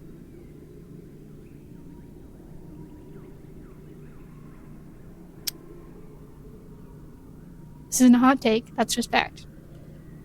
My hot take is that I don't think we deserve to go to the stars. But my fact of how we will be, how we'll behave as a whole when we get there, is fact. Just look at history. It repeats itself constantly. We don't learn. This game is also proving we don't learn. We don't learn. I'm glad you agree, Cal says. I just feel like we showed up and plopped ourselves right in the middle of the food web. Cal continues. We didn't even think for a second what the chaos it would cause in the ecosystem. We owe it to this planet to do our best to try to understand. Cal's shoulders slump with a sigh, and he pushes himself to his feet. Man, I wish I could still talk about this stuff with an enemy, he says, slinging the sack of fertilizer over his broad shoulders again. You can see why Rhett wanted to get him in the defense force so badly. I miss her, Cal admits. I miss that we used to be so close when we were kids. Shakes his head. She's gone all human supremacist now, and I just can't stomach that, And I do not agree with that part either about an enemy. Gonna be honest. But there's more to her than just human supremacist, and I'm sure that if she had the right guidance, I guess, if certain things didn't happen in her life, like losing her brother to the creatures, she probably wouldn't be that way. But life works in mysterious ways, and it just goes to show how things lead us down. You're catching up with Nem between her drills when she looks over her shoulder and frowns. Newton's bloody apple, she curses, seeming to shrink behind you. She's here again. You look, and at the other end of the garrison, you can see a small crowd of young soldiers forming around Chief Steward Anderson. She's handing out lunch tiffins and doling out hugs to anyone who comes within melee range. There's quite a few of them. You've noticed, just from hanging around the garrison, even some of the transplanted Helios soldiers have started calling her Auntie. This must be why. She comes by every couple of days, Nem grumbles. Like we're still kids in the creech, playing in her skirts. So disruptive. Eventually, the crowd around Antecedent thins, and she makes her way over to you and Nem. She greets you with a warm hug. She smells nice, like flour and yeast. Hello, Solana. She says, have you eaten? I'm fine, Auntie. Let me switch out your water bottle then, she says, taking yours and giving you a full one. It's important to stay hydrated. Antecedent turns to Nem. You can almost feel the temperature in the room drop several degrees as Nem stonily stares down at her mother. Down, implying Nem is taller. Antecedent's smile grows thin as she clutches the handles of her basket. How about you, Annie? Have you eaten? Do you need... Nim scowls and crosses her arms. I'm fine, she says, cutting off her mother. Just like I was yesterday and last week. I don't need you to manage me. If you're sure, Antecedent responds hesitantly. It's Mother's job to worry, Annie. She reaches out to lay her hand on Nem's scaly cheek, but Nem jerks backwards and slaps her hand away. Oh yeah? Nem retorts. You just sit around and worry? Must be nice. I bet you'd like it if that was all I did too, huh? If I quit being a soldier and spent all day cuddling babies and wiping noses, fixing clothes like you did, nice and safe in the creech forever. Nem, she's your mom. Nem turns her frightening scowl on you. Stay out of this, Solana. I've never thought that, Annie, she says, laying her hand on her heart. I worry because I love you, and I always will. I'm just doing what I can to keep you safe. Realizing I am positioned so awkwardly. I'm just constantly looking at. Maybe I need to fix this here. So when I look here, I'm just looking up, aren't I? Let's fix that. There we go. Love doesn't keep anyone safe, Nim exclaims, raising her voice enough that some of the soldiers turn their heads to watch. Her thunderous expression convinces most of them to get back to their business. Nim clenches her fist. Love didn't keep Combe safe, did it? She says, her voice breaking. There's no amount of love or worry on this whole stupid planet that can do that. So you should just stop, okay? Stop or do something actually useful. I'm never gonna be like you. I'm gonna fight. Oh no. Base peels off from his unit and jogs over to the stand beside Nim. You okay, babe? Yes, putting his hand on an enemy's shoulder. She covers it with her own and angles her body towards him. Babe, get your hands off my girl, Base. Yeah, everything's just galactic, Nim mutters. My mom was just about to tell me again how much she wishes I would give up being a soldier so I can pop out babies and be safe. Antecedent sputters, trying to explain herself, but Base beats her to it. An enemy is an exemplary soldier, Chief Stewart, he says calmly. I know it's hard for a mother to accept, but we're all much safer for her service to the colony. He puts one finger under Nem's chin, talking directly to her. And remember, Nemi, that we exist to protect people like your mother, to preserve the bond between parents and their children. Base gives Antecedent a stiff smile. If the stars align, one day we won't lose any more sons. Nemi. It's my girl, Nem. Okay, back off. A soft escapes from Antecedent as she blots her eyes. Oh, you're one of the good ones, aren't you? She says, clearly trying not to cry. Just walking in the footsteps of the good men and women who served before me, ma'am, Base replies. We couldn't do it without you keeping the hearth lit for us. Speaking of, I'll take lunch, if you have any left. Antecedent laughs and hands him a tiffin from her basket, then goes up on her toes to give him a quick hug. Over her shoulder, Base shoots a cheeky wink at Nem, who rolls her eyes and snorts. Cheeky wink implies that he was just acting for Nem's mom. Gonna continue to not like him. Just gonna... until he proves to me why I should like him. Not gonna like him. Okay. I am fully rested. I think it's time we go out on another expedition. It's been a hot minute.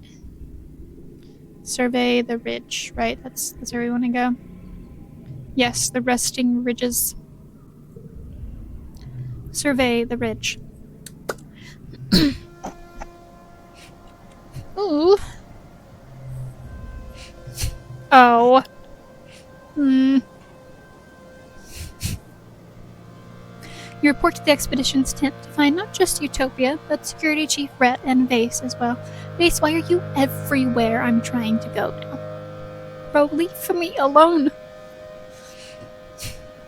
Just can't spare any more of my people, Utopia's explaining to them. We've already pulled almost all the foragers, and we're already running stint crews in the ridges as it is. There's one person you can spare, Rhett replies, turning to face you. Hello, Solana. How'd you like to transfer onto one of my hunting parties? Utopia tells me you're one of her best explorers. We could use someone like you. He indicates Vase. I need someone who can keep up with this one. Vase puffs his chest out proudly. Why do we need to kill them? Vase laughs. Because they're killing us, Selena. Keep up. Clenches his fist. It's a classic struggle between humanity and nature. Says, nature's not all flowers and rainbows. On Earth, everything and everyone was trying to kill each other. For survival, for food, heck, even just for fun. Can't wait to bag a real trophy, Xena, he chuckles, framing his hands like a painting on a wall. First 10-point buck on Vertemna.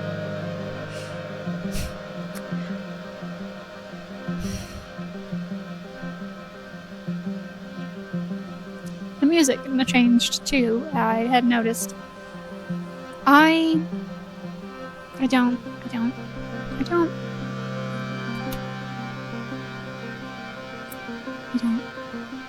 want to.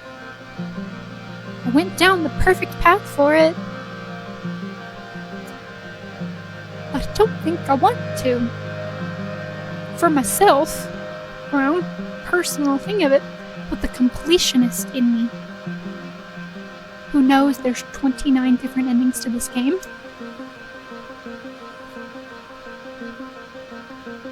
thinks that I should at least maybe open up the opportunity to do it.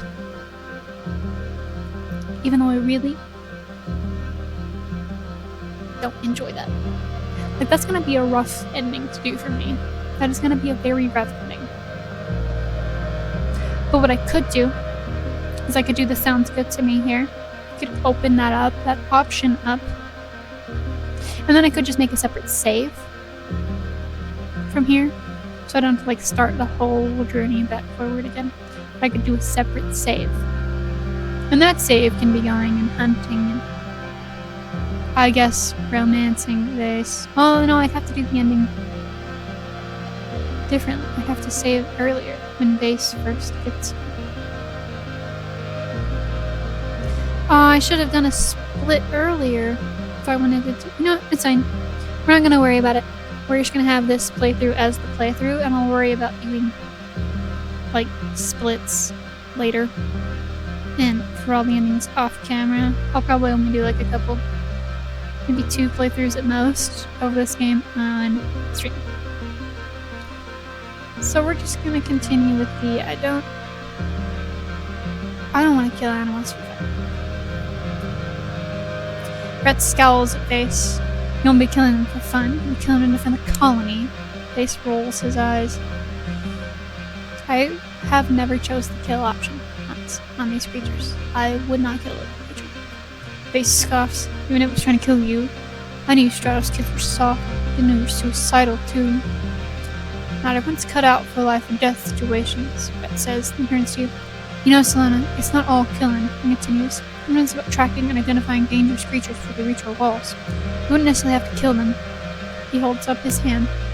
But you don't have to decide just yet. Talk to Utopia later if you change your mind. I can do tracking and identifying. Ain't gonna kill nothing. For now, let's just go back to this. Everything has respawned, so we're just gonna do the good old run. Grab any collectibles we find. Click on interesting looking question marks. Leave the rest for later. Our usual exploratory activities. I believe this just moves me back around. But where's my Hopeye? Where's my Ricky? Where'd my Hopeye go? This is not a great place for them to keep up with me, honestly. Especially not when I'm booking it. But that's fine. Definitely gotta click this now. You find your way blocked by a massive wall. No, a hollow pillar knocked over and lying on its side in the sand. It's absolutely massive. It stretches to your left and right, at least 1 kilometer in each direction. Though at some point, it's crumbled enough that you could likely scale over it. Check it out. First collectible used to speak cool things. I don't even know what collectible I accidentally got rid of. Kind of upsetting. It is what it is. Why is this my only 6? Why is hurting a friend my only 6? Feels like I could have done 5, 6, and 7. But no! It's gonna be 4, 5, 2 if I do that.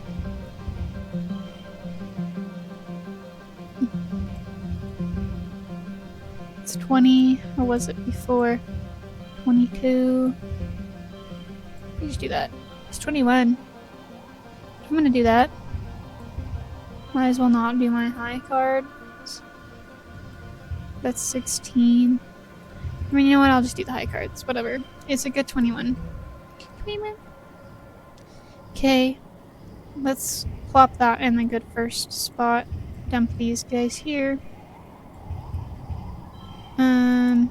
There. So we can get at least a little bit of a streak going. Or straight or whatever. My pickies. Okay. We're just not going to include the 6. That's the 6 now. Moving on. Don't care. Doing this. Beautiful. Beautiful. We won. It's not the best, but we won. We're moving on. We're going to try to speed run some of this stuff. So. You find more scraps of convergent domain writing and technology. You document everything to bring back to Utopia. More kudos. I haven't spent hardly anything in the kudo. Like in that shop or whatever. I bought a cake for an enemy. That was it. And it was just like, nah. I don't need anything else from there. Oh, I got my cake. Ooh, back over here into the gemstone area. That's such pretty rocks. I'd love to have them.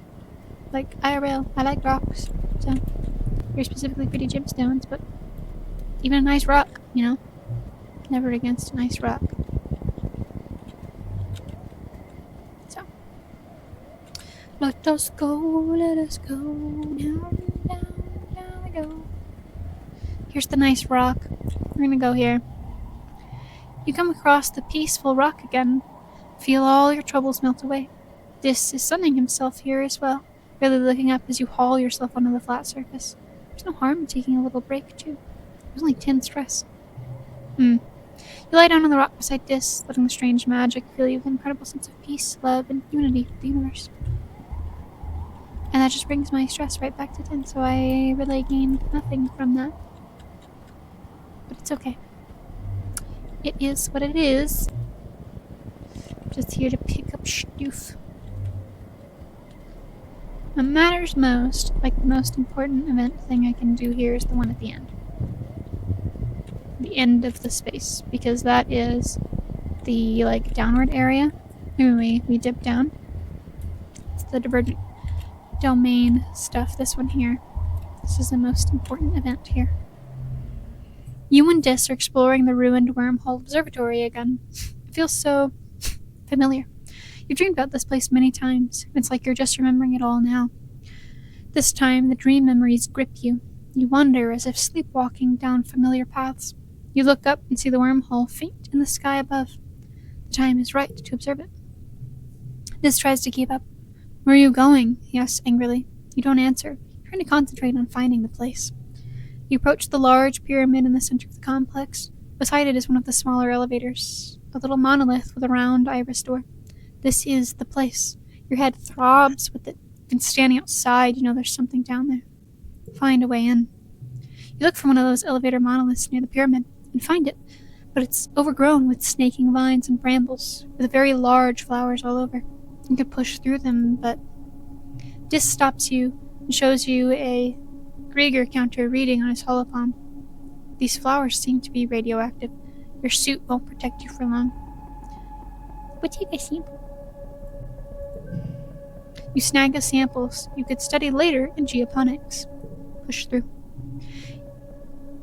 I literally didn't have another option. You soon realize your mistake as the radiation illness sets in.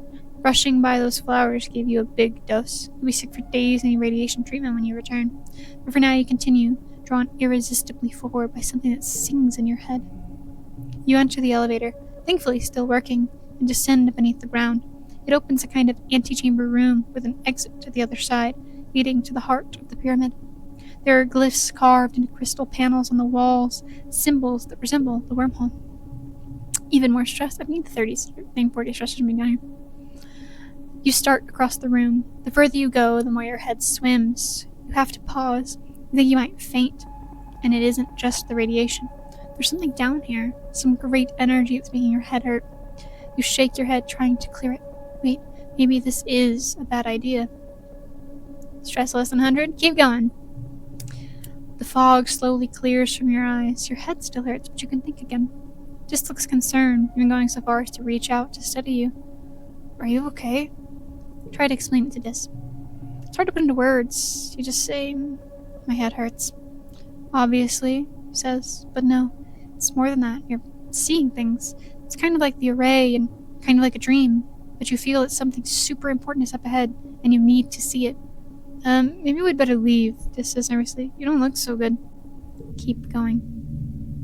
Past the antechamber is a long hallway sloping down.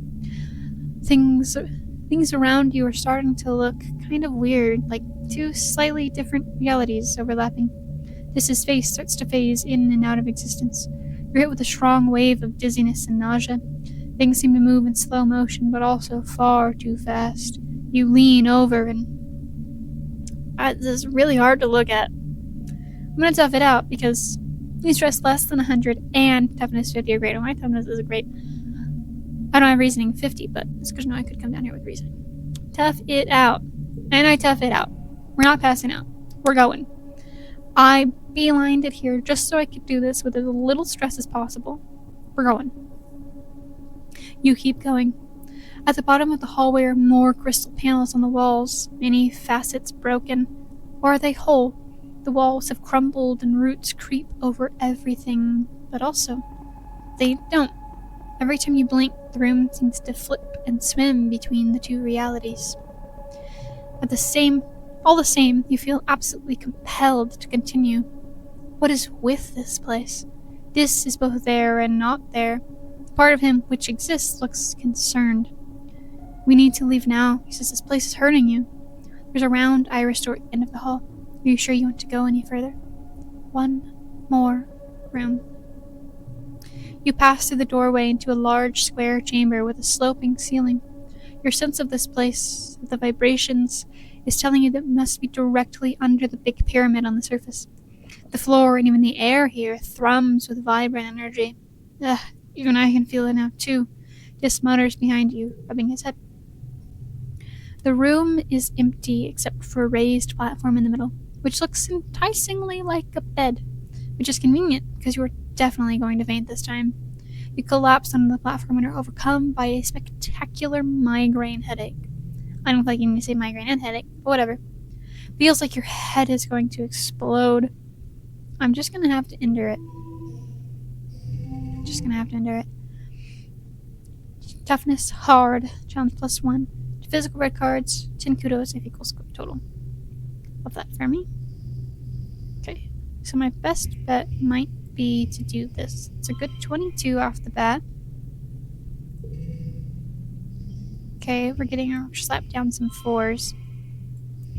We'll do that. It's a good 22. Maybe not the best, but it's a good 22. Ooh. We're gonna just... Ooh, what if I do this? We use a log. Let me do that.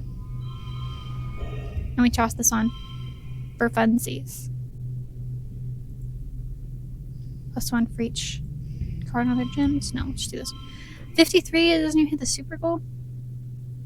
That's wild. It's okay though. We're going. We're winning it. 3 stars, baby. Oh my goodness. Did I just get +1 in every skill? +1 bravery, +1 empathy, +1 reasoning, +1 engineering, +2 perception, +1 bravery, +1 empathy. It's wild. Okay. We're going. You slip into some kind of waking dream, layers upon layers of visions. Dis is your lover, or Mars, or Tammy. You're a boy and a girl, or both and neither. Young and old, a farmer, a hunter, a politician. You're dead and you're alive, and you've never been born. Time unravels before you, an infinite tapestry crumbling wherever you look. It's all very weird. You see the web of possibilities and understand what time truly is. It's all happening at once, and none of it will ever happen. It's only sheer chance that any one possibility comes into existence, not any intrinsic truth of the universe, of fate. It's just a glimpse, probably over in a second, but a glimpse of an eternity you can hardly fathom. Then you see the wormhole, enormous in a starry sky. You look down and see yourself on a plateau, gazing up at it. You recognize the place, a gnarled wood bluff not far from the colony, alive in the phosphorescence of glow season. This you seems expectant. as if waiting for something momentous to arrive, something that will change everything. The vision is crystal clear, and you feel in control in a way you haven't since you started having these visions. You know you must go there. You wake up feeling refreshed. Your headache is gone. You're still a little dizzy, but the room has stopped spinning and has returned to one singular reality again. The vibrations have stilled. Ow, my head. And I got some stress off. Dis's face feels your vision. Solana, he exclaims. Solana, are you okay? Tell Dis what you saw. He listens in awe and in dejection as you describe your visions. Why didn't I see it? It's here too. I want to know everything. Include the juicy bits. He's flirting. Tell him all about your dreams from a past life. Just focus on the science of it. Well, I don't really have a past life. I guess I do. I am starting this one. Tell him about your dreams. You tell Dis about how not only did you see all those visions, but that you believed they were real. You've lived them, or some of them anyway. They're as real as the life you're living now. He listens intently, then nods. I believe you, he says simply. You look at him in shock, but he just reaches out and puts his hand over yours. I know what it's like when people don't, and I'm not going to do that to you. You don't know what any of this means yet, but you're one step closer to figuring it out. You feel like you've just had some kind of mega prophecy, but it was too much all at once and too hard to understand. Could the convergent domain handle this kind of information? Could they remember past lives, like you? Is that what this room, this observatory, was meant for? The only thing you remember clearly from those visions is the image of yourself during glow season, standing at the top of that gnarlwood bluff just outside the colony, waiting for something. Unlocked Explore Glow in Expeditions. I'm gonna have to wait so long for that, so unbelievably long. It is only the beginning of that one. Well, I guess we keep exploring because I got a lot of my stress knocked off. Perk. Spa. Pay to remove cards in the quarter spa. Nice. Now we're just gonna start grabbing question marks on the way back. You're getting thirsty. You feel like for your backup canteen, but it's missing. You somehow lost it since you left this morning and you're all out of drinking water. The suns are high and hot in the sky, making the ground waver with the heat haze mirages. Your mouth feels dry, so dry, and your head is starting to ache. You're pretty far from the outpost. You could make it back, but that'd be it for this expedition. You'd have to go home. Such about it. Did you? Such a thought about it. What if we just do a nice solid 3s across the board? Seems nice. Toss a bunch of 6s up here. So that means good 27. If I do that's good 33. We're doing that one. And then we're just going to toss all the big boys on here. It's a good 33, but what if I do it this way, huh? Still 33, of course, but different reasons. There's no natural water around, but in your search, you turn up your lost canteen. Well, that was lucky. And I lost the stress I was just going to immediately gain from this, so snag another. Utopia sent you and Jess to study one of the large crystal outcroppings. Up close, you can't help but get a sense that they're alive somehow. They're angular and hard to the touch, but they have a sort of sponginess and warmth to them that's a little disconcerting. They emit a humming noise. This pokes on with the singer. Weird. It almost looks like they're breathing. Steady them! Another perception challenge. What is with these rounds? Okay, I guess, but why? We're just gonna make all those nice and 3s. We're gonna get a nice 19 off the board, and then we're just gonna go. Just gonna go. Good 29. Very, very nice. Why do I have 1,000,000 1s? I have so many 1s. Whatever, I guess, but that's 10 bajillion 1s. Only 29, that's 30. What if we take out this 4? Put that one there. Those are a good 7. It's wild. We're a good 34. Up there. What if we take that one out? Put this one here. 33? That means that is still the best at 34. Which is not the super goal, but it's the best I can do, so. You notice that they hum the loudest at midday under full sun. The few crystals that have grown under shaded outcroppings are less vibrant than the others. They kind of look like convergent domain tech, don't you think? Or don't they? This says. Like the organic obsidian or the crystals embedded in the ruins. Try blocking the crystal sun. You hunch. On a hunch, you cover one up with some ferns. After an hour, it stops vibrating. Something deep inside it has gone dormant. The crystal turns clear, like the ones that were shadowed naturally. When you remove the frond, its color returns. Oh, so it's like photosynthesis, just exclaims. But it's not a plant, right? Try uprooting one. They do indeed have roots, and they're really tough. You dig around the base of one, expose them so you can see. They're made of the same glass, but rough and frosted, and warm. Much warmer than the surrounding soil. The roots go down deeper than you can dig. You'll be able to remove one without breaking it. Guess we're breaking it. You wiggle one of the crystals like a loose tooth. Wiggle, wiggle, wiggle. I did expect something bad to happen when I did that.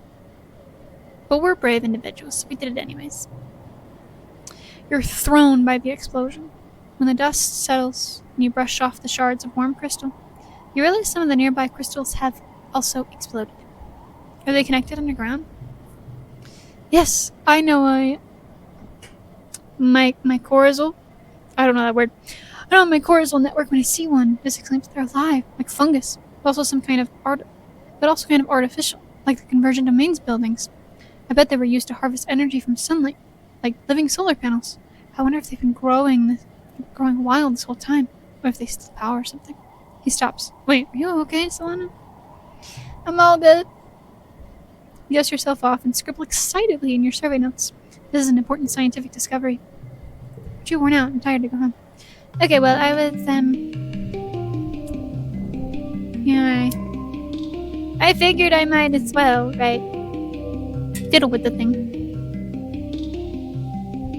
Mid-pollen. Do you have anybody's birthdays in mid-pollen? Rex is early pollen. I don't know if this is relationship dating an enemy. Dating face. I'm gonna break that up. I need my goofball girl back. Alright, I know she's super serious these days. But I need my goofball girl back. Give her back to me. Face. Okay? This is my girl.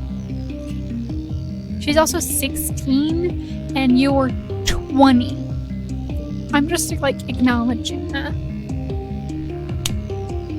Bro. She is a minor still, and y'all are like all harping on Earth's thing. Want to be like, Earth, you're an adult, and she is a minor. You need to back off, bro. Back it up. I'm gonna go see if it's Nami's birthday.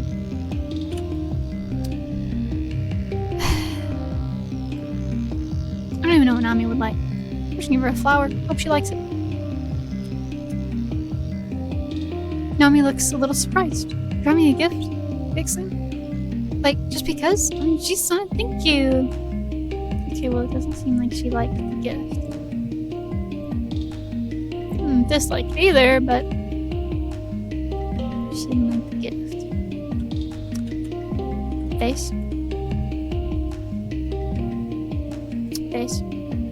Give me my call back. Okay. You're pretty good friends with Rex, aren't you? Face asking me once ever. You must not like what he sees. Don't go around telling everyone that. I know it worked out great for you. Just a bit of friendly advice. Like, I really don't have to be friends with you, but I want to figure out when your birthday is, so... You seem like someone who would like a strange device. We're gonna hand you a crystal cluster, because I got a lot of those. Basically, with a curtain on, tosses your gift on the nearby table. Thanks. Seems indifferent about it. It's not his birthday.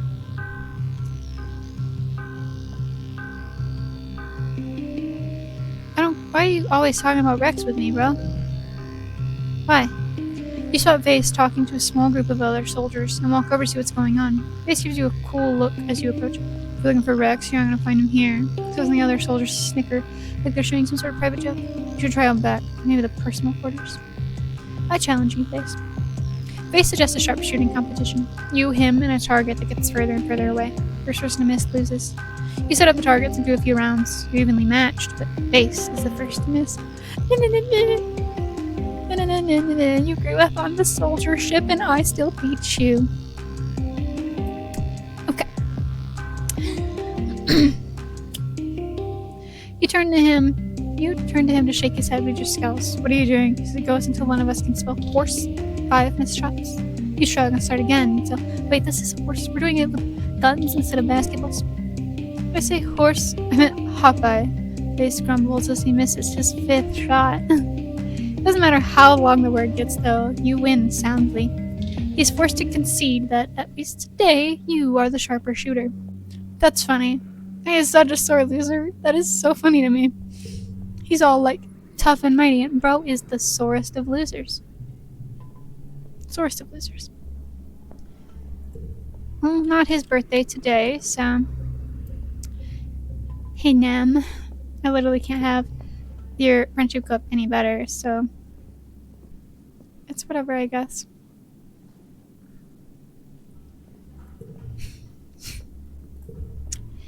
Well, I have to rest, and my pets are at 3. I don't have another pet, so there's no relaxing here, is there? Oh, there is. I can relax on the walls. Friendship with this. But I can also just visit the gym. Just relax on the walls. It's been a while since we've done this. The view from the top of the towers is stunning. In almost every direction you can see the untouched beauty of Vertumna spill out before you. Well, except for where they've cut down a bunch of mush trees, and where the expedition vehicles have turned up the dirt, and where the drainage system has made a big muddy puddle, and all of the horribleness of humanity ruining this place. So, I definitely get that. Playing sports ball. Only the tier 1 of playing sports ball. Late pollen. Can't give you a gift either. I'm gonna have to figure it out. Why are you considering me Rex's little... Vase looks exasperated by your presence. Hey, it's Rex's little buddy. He says, "Can I get out of here before I have to send him a message about how I don't want his little gang of whatever stinging at my garrison?" He cracks his knuckle. "I'm gonna like my choice of medium." Okay, I have literally a heart more with him than you, so I don't know why you're harping on me about it when my girl anemone is full arts. Like, that's my bestie, and you only seem to care about the fact that I have a heart and a half with Rex.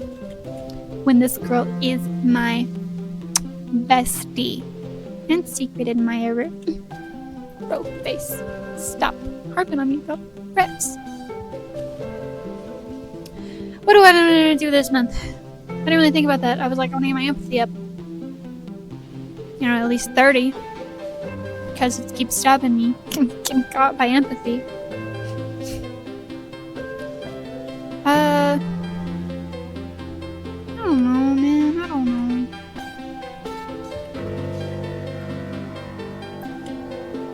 I mean, my bravery isn't 80 yet, so I'm gonna do more bravery things. Soldiers are jerks, just scowling at a group of them just outside earshot. They stomp through the forest like they own it, kill whatever they don't understand. Talk about how they're protecting us, but only making it worse. You are right, they are only making it worse. Brave with him. What even was it with Mars? I don't think I ever got it, but yeah, I mean, persuasion. So, we'll ask about working at the depot. Maybe I can open up another job while I, it's super late. I just want to see what it is. Plug that in real quick. Oh, you want to hear more? She tossed her hair over you. You know, it's a lot of work, particularly run the whole command center. The positions and nanoprinters are the backbone of the whole colony. Wow, she sounds like Administrator Sweet. Oh, Mars, that's amazing. Could I work there with you? Switch with Mars 10 or greater. So job near rebellion less than 20. Oh, see, I tried that last time and I didn't get it. It's okay. Anyway, she needs like have 40 persuasion. Persuasion will have at least a. Oh yeah, Rex was engineering along with Tange. She's creativity. I need more biology with Cal. I think I need a good 80. Yep. Oh, is he still rattling on about that? Hold on, no. I want to get the other dialogue back. Not the Rex one. Sometimes I have to click it. I don't care about the Rex conversation. It's fine, whatever. Whatever. I clicked off of it. It's my fault. It's my fault.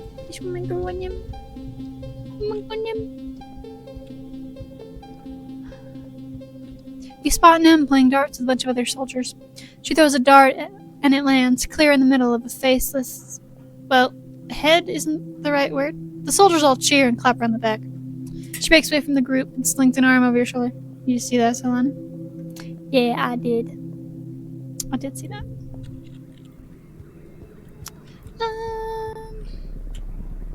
Ooh, a stick.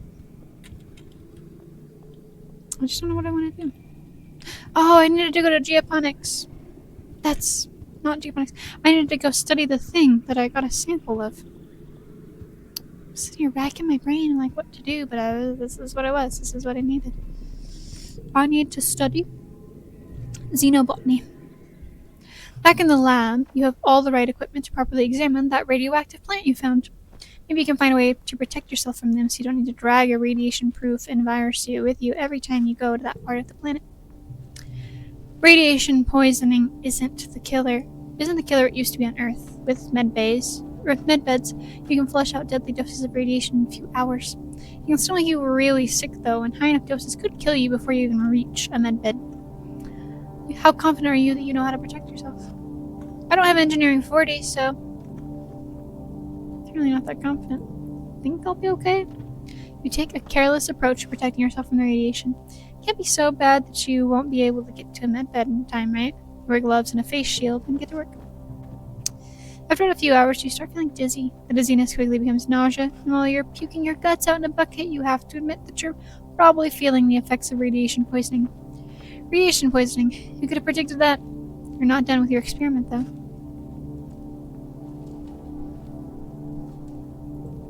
Probably shouldn't keep going. Stress injured. Injured and should rest. Physical skill reduced by 1. Heal by relaxing. Cool. Oh, indestructible youth. What's a little hair loss and diarrhea? It's just a plant. Better than a plant. It's one of the dumbest things you've ever done. You'll be in med bay wishing it killed you for at least a week, but you did complete your experiment. You discover that the radioactive part of the plant is confined to the carpel of the flower, its reproductive organs, and that the petals act as a radioactive shield to protect the rest of the plant. If you press the center of the flower, the petals close and block the radiation enough that a person can pass by without feeling sick. Neat. You should be able to use this to protect yourself next time you encounter this plant in the wild. I am gonna have to go rest now. Because I'm injured. Because I chose not to let that be the end. +6 if this is the highest value. Well, I've got a lot of other 4s, so it's not gonna be it.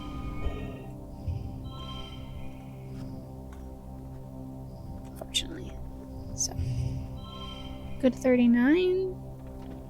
It's a good 39. It's not the best, but we take it. Oh yeah, I got more biology.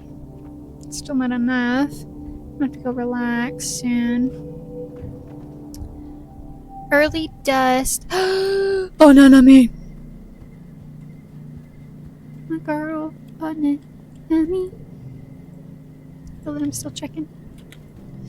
I don't buy anything at the supply depot, so I may as well just buy you another cake. Yeah. Bridge is complete. Plus 20 combat or 50 combat. Autoplay best hand -2 cards. I don't know how I feel about that one. I mean, these are good cards, don't get me wrong. I mean, this one's amazing if I wanted to do combat stuff, right? But I don't. Literally just want to buy a cake and give it to an enemy for her birthday. Nem. Oh, she's got to talk to me. You're supposed to meet Nem for lunch, but she didn't show up. You head to the garrison to see if you can find her. You spot Nem's shock of red hair over by the close-range fighting ring. As you approach, she finishes a flurry of blows with a roundhouse kick that almost knocks the training dummy's head clear off. Kia! Kim roars. I did that horribly poor right, echoing off the vaulted ceiling of the garrison. Nem steps back from the ring and pulls up the bottom of her shirt to wipe her face, flashing you a glimpse of her muscular stomach and the blue-green scaling that dances over her ribcage and down her hips. Her skin shines with sweat under the harsh light. You catch her eye and she shoots you a smile, as quick and bright as the sun glinting off a metal roof before it disappears behind her usual bleak expression. She jogs over to you. What are you doing here, Selena? She brings up the time when her hollow palm and her eyes go wide. Oh, crap, we should eat lunch together today. I'm sorry. It's okay, you're busy because I have something better to do. You look incredible today. You gulp and give her a long, teasing gaze. Nem goes red and puts her hand over your mouth. Shh, don't say stuff like that, she says. I didn't know you were watching. You're gonna be in trouble with Vase. Nem grabs her water bottle and drinks from it, then pours the rest of her head and flicks the water through her shaved side. You can still go get some chow. We can still get some chow if you want. Just give me a second. Nem pulls an oversized sports ball sweater over her workout clothes, her thumbs popping through the holes worn into the cuffs. The lettering on the back reads, Kombucha. Aw, her brother's shirt. As you exit the garrison, you're stopped by a few of the other soldiers who seem to all want to give Nem a high five or tell her about their days. Even though she's clearly exhausted, she musters up a few heartening words for each of them. They'll know I'm dating Vase, she says, apologetically. They'll know I'm dating Vase, she says apologetically. When you finally emerge and it's like, it's weird. All of a sudden, I'm like a hero to them, too. I haven't even done anything yet. I train every day, though, out of like 6 or 8 hours, rubbing her shoulders and stretching it out as she walks. Feels good to work hard, like, just wipes out all the bad thoughts, anything that's bothering me. She makes an exploding motion with one hand. Just goes away. Poof. Can't afford to lose my focus, Nem says solemnly. I can't let myself get distracted. If I do that, someone dies because of it. No, man, she says, shaking her head. Thought of it keeps me up at night. Sometimes I just get up and run around the colony until I'm too tired to stand. No one else is going to die on my watch. You understand, right? Chester turned to you. You work harder than anyone. How do you do it? What are you fighting for, Selena? For the future of the colony, being the best is all I care about. Because there's no other choice. I'm just trying to get through it.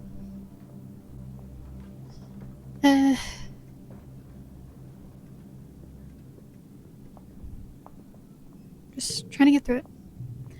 Nem nods in solidarity. I know how that feels. She claps you on the shoulder.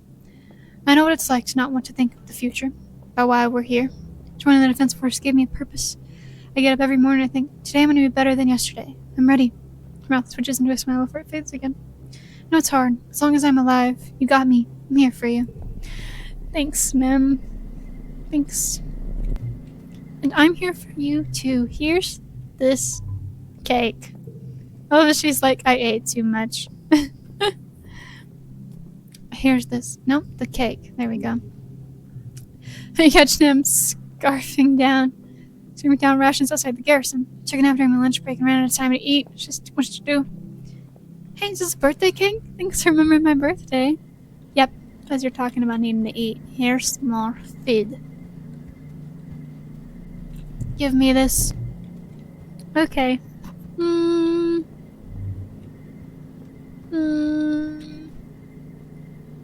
I should rest, but I'm not that stressed.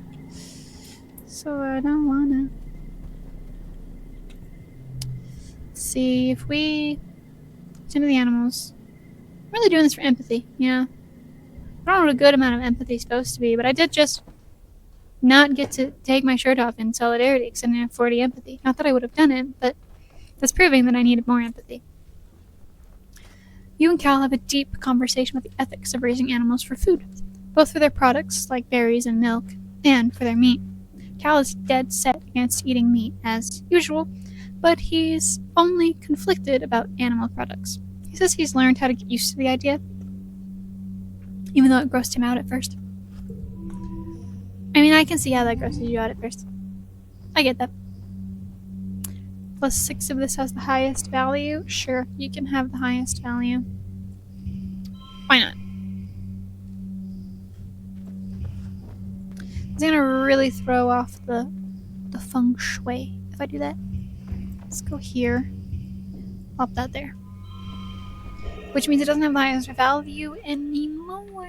Which means I could probably get rid of that. Let's just toss these. Super goal! Yeah. Not that I really need the increase of animals because I literally can't go any higher. But I can't go higher on the empathy. This year's Vertimiglia is ushered in with a big military band. Horns and drums supplemented by recordings of parade music from Earth. Governor Lum strides out of command with grand red carpet and ascends the stage to raunchous applause. Or raucous applause, whatever that word is. Thank you, everyone, he calls out over the din. Look at you, look at this colony, finally, truly united. All it took was a common enemy, he declares. I look at you beautiful people, you strong people, you good human people, and I see a fire in your eyes. I see courage in your hearts. I see a colony that's ready to win. I see a colony that's here to stay. Vertumna, did you hear me? He raises his arm and roars. Do you hear me, Vertumna? We humans aren't going to hide anymore. Why is everything about war with you, bro? Lum gestures for security chief Rhett to join him on stage, then continues. The original fugitive colonists got it wrong. In Roman mythology, Vertumnus was the god of cultivation, not of rampant, chaotic growth. He clenches his hand into a fist. We need to clear the field before we can plow it. Vertumna won't be safe for human life until the aliens are eradicated. Rhett crosses his arms and nods in agreement. Maybe that's more to this plan than Lum. Maybe there's more to this plan than Lum is letting on. Lum descends from the stage and does a receiving line of handshakes and fist bumps. In the vacuum left by his presence, Chief Administrator Seek takes the podium and clears their throat. I want to announce this will be the last year that festival contests will be held. I don't really care anymore, so whatever. Sound of protest rises from the crowd, and near the front, Lum shrugs theatrically mouths. It's not my fault. Seek looks down and pointedly, then continues. This war will use our colony resources at a tremendous rate, including the most valuable time. Lum takes the stage again, soothes the crowd. I do have some good news, he declares. Starting today, the colony is going to be granting requests from people who want to have children. Happy murmur, but burbles through the crowd. Yes, that's right. It's time to start on the next generation of Vertumnans and secure a future for our children. Lum pumps his fist in the air. Humans. Anyway, about this war on nature. I think it's stupid. Cal says immediately. I know survival is important. We don't have to kill things to survive here. Mars rolls her eyes. Of course you'd think that. She mutters. Personally, I think Lum is a total nullhead. He's so much older than me. What is he, like 24? And everyone listens to him? She flips her hair over her shoulder. You should listen to me instead. Finally, you're called to participate in the games. The last ones, maybe forever. If this war on nature never ends, you'll probably be an adult. As your friends all separate into their usual games, you realize this may be the last time that you just get to be kids. What do you choose? Don't care, skipping the games. You head off to the wall. This is already there, having slipped away sometime during the speeches. I hate this colony, he mutters. I don't want to live on this planet anymore. After the festivities, everyone is supposed to take a few days vacation. You and your friends relax, while the adults move around the colony like ants in a hive, fortifying the walls and preparing for the human offensive against the planet. Well, I guess that is what it is. We're gonna go give gifts again to Nami and Vase, if I can find them. Surely one of them is mid-dust, because ain't nobody on my list mid-dust. Nami. Maybe you'd like a crystal. Does like crystal glitters. Ooh, Nami exclaims, making grabby hands at the pretty crystal. Happy birthday to me. I can't believe you remembered. Thank you. I didn't know it, but now I do. Mid-dust. I bet that means that Vases is in pollen then, because I've got myself in wet. I want to assume early pollen is probably Tammy. Could be late pollen, I don't know. I feel like Tammy would have been pollen. Okay, and then let's see. Early dust. I've just discovered mid dust, late dust. These two are late wet. She's early wet. Rex is early pollen. So actually Tammy is probably a different pollen. Either way, Vase is not mid pollen. So he's probably late pollen. Or mid wet. I don't have anybody for mid wet. He could be mid wet. Try again, mid wet. Okay. Well, that apparently didn't heal me up. So whatever. We're going for 40 empathy. And then I'm going to figure out what I want to do from there. I don't know. I just figured I'd start building up empathy. People don't like to talk about it, but some of the animals on the ranch, they're good eating. You don't raise anything for slaughter alone, but it's inevitable that some animals are just too old to produce food, or too sick, or too ill-tempered to keep around the other animals. One such Bristleslug's time has come. He's older than the rest and has stopped producing berries. Not that the males produce as many as the females in the first place. He shakes his feeble crown of berries at you, blowing gently as you and Cal prepare to take it to the slaughterhouse. Never gonna get used to this part, Cal says, watching as you loop a lead around its neck. I mean, we don't even like the idea of eating their berries, you know? Berries, milk, honey. It just feels kind of gross. But meat? Cal continues scrunching his nose. Meat is definitely wrong. You're lucky the colony doesn't need the food. I wonder if Cal would change his mind if he was starving. And personally, IRL, I do eat meat. Okay? Eat chickens, which is something we raise in en masse for eggs, meats, what have you. I suppose it's not always the most ethical decision, but do. And if we were doing this for the sake of, like, population control, so the ecosystem doesn't get out of hand, that's one thing. I've never been against that. But it gets absurdly crazy. And in the case of this, like, they're murdering because it's old. Sure, fine, whatever. Happens. They also could just let it go back to nature. We'll just agree with Cal here. Meat is murder. Even though I had a feeling this was going to be this way, it's fine. You and Cal guide the Bristleslug to the slaughterhouse, passing them on patrol. Ooh, she says, shouldering her platter. Meat's on the menu tonight. Here, sluggy, sluggy, sluggy. Cal frowns and pats the Bristleslug. Gross, Nemi. Don't be rude. It's a living thing, like you and me. Look at its cute face. Everybody calls her Nemi. Okay. As long as everybody calls her Nemi, but me, obviously, I call her Nem, then that's fine. Okay. Call the base at her nickname. I'm gonna fight base. Yeah, girl. Doesn't know what I'm saying. Nem laughs, then puts her hands on her knees to get eye level with the Bristleslug. Who's a tasty, tasty hunk of steak? It's you! It's you! Cal steps between Nem and the Bristleslug. She stands up again. Oh, come on, Cal. We have to eat. What's one little Bristleslug gonna hurt the planet? We're not gonna be a small colony forever, Cal retorts. Why not think about conservation now? Why start ever? Nem shoots back. We're omnivores. Look at our teeth. She opens her mouth wide and shows her teeth. Our eyes need to eat. We've been doing just fine on a vegetarian diet, Cal says. He shoves the Bristleslug's reins in your hand and takes a few steps towards Nem. Plus, we're smarter than our bodies. We have soy and beans. We have farms. We can grow our own protein. Just because we had to eat meat to survive. So you do think it's okay to eat meat to survive? Nem crows, which sets off a shouting match. You stand there with the Bristleslug's reins in your hands. Both of you completely ignored when Cal and Nem yell it out. Turns its big head towards you and blinks. waiting placidly for your instruction. Slaughter all the males. Why would I do that? Why would I do that? Let's just keep him around. We need to get going. Sneak away and release him. Sure. While Nim and Cal are arguing, you take the bristle slug out through the front gates and release it to the edge of the tree line.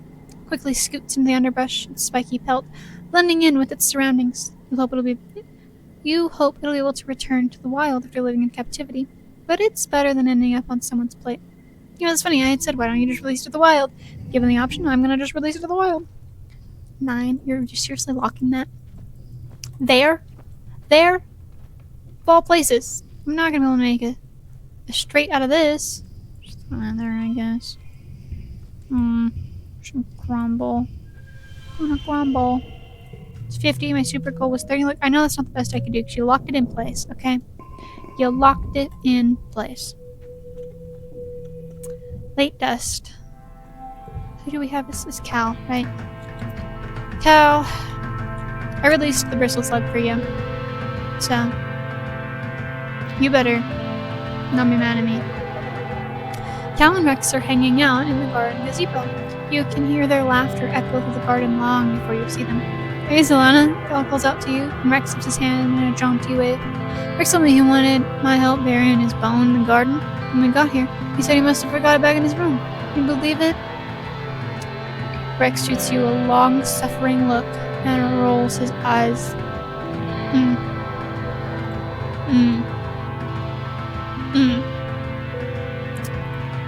I see what you're doing there, Rex. I see you. Cal does not. I do. Cal accepts your gift with a genuine smile. Thanks for thinking of me on my birthday, Sloan. You're welcome, Cal. Rex was thinking about you, too. Rex is really thinking about you. I need help burying the bone. It's funny. That's so funny. It's so stupid and so funny. Okay. That's just... Sorry.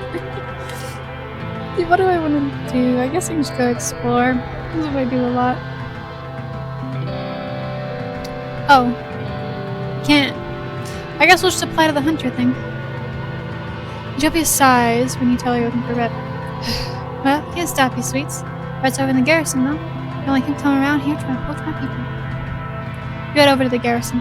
Oh, it's you again, Red says. Trying to go off the hunting party again? Going to try out for the hunting party again, are you? Face looks up from where he's cleaning a plas rifle and scowls at you. We would just do the whole loop thing again. Sure. But no, it's good. Glad to hear that, he says, then turns to Base. First, you need to make sure you know the basics. Base, bring out the Vricky. Base goes over to a tent and brings back the Vricky on a long chain. It's sprightly and bright-eyed, some might even say cute. Comes up nearly to your waist. Base looks proud of his duty as a monster bearer. Caught this myself. I tells you mounted it to the train and zoo, so don't kill it. But feel free to give it a few pokes. Then tell me, what are its weaknesses, its strengths? How would you defeat it in a fight? I literally have a Vricky pet. I'm not going to attack this Vricky. We're just going to analyze it. We're not fighting. Have a literal Vricky pet probably right beside me. Not hurting my pal's pal, you know? My pal's pal. My pal's pal. Not hurting my pal's pal. Not doing it. Why do I need 10 million twos? What is this? I really don't need 10 billion twos. It's fine. It's not the best, but it's done. Whatever. You study the creature for a long time. It looks nervous, skittering from side to side, making a clicking noise. You throw a stick at it, and it leaps up and grabs it in its mandibles. It angrily tears it in half, then glares at you. You think about your own pet, Squiddly Fedderson. This one is larger and fungus-like, maybe even close to the end of the mobile part of their life cycle. You know that one day all of Ricky's must take a root and become nurse trees for the next generation. You rattle off some other facts you've learned from playing with Squiddly Fedderson, and Rhett nods. Good, it says. Let's see if you're as good at hunting these as you are at identifying them. Come join the hunting squad next month, and we'll see how you do in the swamps. Mock hunt in the swamps and the expeditions. I don't actually want to hunt. You're injured. Okay, that's why I can't. But I now have access to all of the places. I guess if I'm injured, I'll just stay home. I have all this energy. I'm not gonna, rest right now. Got all these things I can do. I wanted to go out. Guess I'll just build more empathy.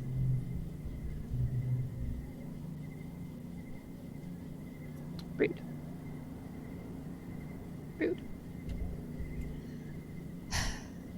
Actually, before I decide to do anything, I'll be back.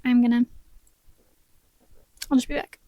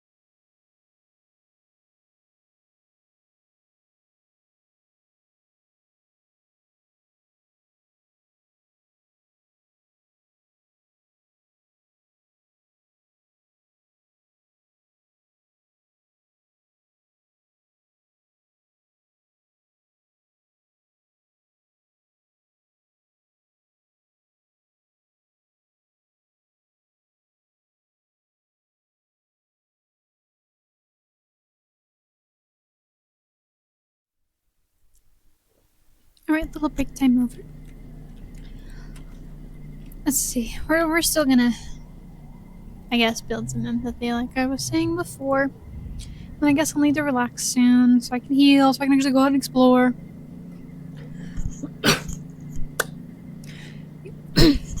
You hear shouts of surprise as you come up the path to the animal pens. As you get closer, a trippet comes running towards you, its root slapping on the path. Wait, a trippet? You knew they were more animal than plant. You knew they were more animal than plant than the colonists had originally thought, hence being moved into the barn, but you didn't know they could run. You race the rest of the way to the barns. It's the trippets? They've started a revolt? Rangers are trying to hold them back with rakes, but the trippets are popping and flopping all over the place, more agitated than you've ever seen them before. You want to cover your ears. The trippets are making the most atrocious whistling noise. Solana, Cal says, brandishing his rake like a shield as the trippet launches itself at him, trying to smash into his chest. Oh, what do we do? Play I don't have the... Whatever. Use force to corral them. Speak soothily and pet them. Oh, if I had a higher rebellion. Really not that far from it. Speak soothly, pet them. Yeah, didn't forget that one. You hold out your hands and try to calm them with your voice. Yeah, no, that does not work. The trippets whistle ominously at you through their seed holes. They knock you over and trample you underfoot. Under root? We're gonna have to use force to corral them because I don't have whatever that other thing is. I didn't even see that as something I could buy. I'd have to look. That is interesting. Have to look. You know what? This really isn't gonna be helpful to do that. But it gets rid of those cards. And I really need them to just stop it. 7, 5. Oh no, 6. That's 7. Anyways, why is that 7? Okay, well it's a 33. What if I dump that one up? Beautiful. Beautiful. Love that.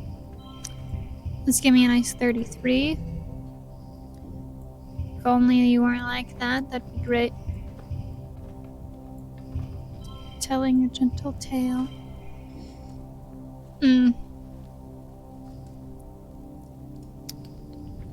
Let's do that one. Because it's an unchangeable, so it's kind of holding me back a little. Let's see, 9 and 8. It's gonna be an 8. Why is this changing so drastically when I swap them around? Oh, I see, it's because that needs... This is what's making that an 8. Then normally it's a 6. This just doesn't go well for me, no matter which way I put it, it seems. Let's do that, I guess. 41. That's pretty good. I don't even know if that was the best, but push through with the rest of the stress. We're trying to build up stress anyway, so I have a reason to relax, honestly, so it is what it is. You don't want to hurt them, but if you let them keep running around like this, they're just as likely to hurt themselves as someone else. You have a flash of inspiration and run to the barn, coming out with a tarp. You snap the tarp over the rioting trippets, capturing them like corn popping in a pot, and cinch the tarp around the edges to contain them. When it's all done, you have a giant plastic sack of trippets. With nowhere to go, they eventually calm down. Hey, not bad, Cal says. We really could have come up with a trippet trap that works on a smaller scale. He looks at the gently breathing lump of trippets. Feels kind of bad, though. Who knew they could actually move that much? Ending the trippet revolts. That's silly. Now that you know how to control them, you and Cal petition to have the trippet enclosure widened to give them more nature and space to walk around if they want. Increased rewards for tending to animals. Nice. Not this time, apparently, but nice. Ooh, early, wet. Cal wishes to talk to me. You're shooting the breeze with Cal in the shadow. You're shooting the breeze? You're shooting the breeze with Cal in the shadow of the geoponics dome when he leans over and waves at someone over your shoulder. Perk, hey, over here. Perk jogs over to you. He's a heavy-set adult with tattoos sprawling up his arms that make him look like he's made of marble. He holds out a sack of tiffins wrapped in a sash. Hey, you two. Chip and I were testing out recipes and we ended up making too much. Figured I'd run some lunch over to you. Cal takes the tip and opens the first one. Until Dell exclaims, yelling deeply, "No way!" Perk looks proud, rises in the second one, and Alyssa is sweet in the third. You deserve it with how hard you've been working out here. You ate up too, Selena. There's more than enough. Perk leaves you to divide the spoils, and Cal goes right to dessert. Having 4 parents is the best, he mumbles around a mouthful of sour sweet cake. Cal's mom, Auntie Tira, is in a relationship with 3 other colonists. Perk's the newest member of his family, but even then they've all been together for a while. Cal's always been surrounded by a lot of love at home. Cal swallows his food. You know, sometimes I wonder if I'd want to date that many people, like my mom does. He uses, finding one person who wants to date you and having the courage to ask them out is already hard enough. My palms are sweating just thinking about it. Besides, Cal continues, works fine for my mom, but I kind of feel like if I find someone, I want to just be with them, you know? I want to put all my energy into making them happy. You're ready to make me happy. I'm not flirting with Cal, though, because Nem, I am convinced I can get Nem, okay? I understand that she's in a relationship, and I really probably shouldn't be trying to break up the relationship, but Face does not give me good vibes. He really doesn't. I cannot explain it. He just doesn't give me good vibes. And I don't want that for Nem. I don't want that for Nem. But I can tell you try it. Cal shrugs. I'm around literally every day. I'm pretty sure I know if it's for me or not. The doll is sweet and fragrant and tastes all the better for being made and delivered with love. You and Cal eat your fill before Cal excuses himself to go back to work. Now this is supposed to be a good moment to flirt. You're right. But I'm not trying to date Cal. I'm gonna do so many playthroughs just to date all the individual people. I say that as if I don't have to do 29 of them to get all the endings, but I'm gonna have to date. I'm gonna date so many people. Nem wants to talk. Something's off with Nem today. You can tell from just watching her train that she's moving more slowly and seems distracted. Every so often she breaks form to stare at Vase, who's working with a group of trainees on the other side of the garrison. Her unit leader singles her out and chastises her, gesturing for her to take a break and get her head on straight.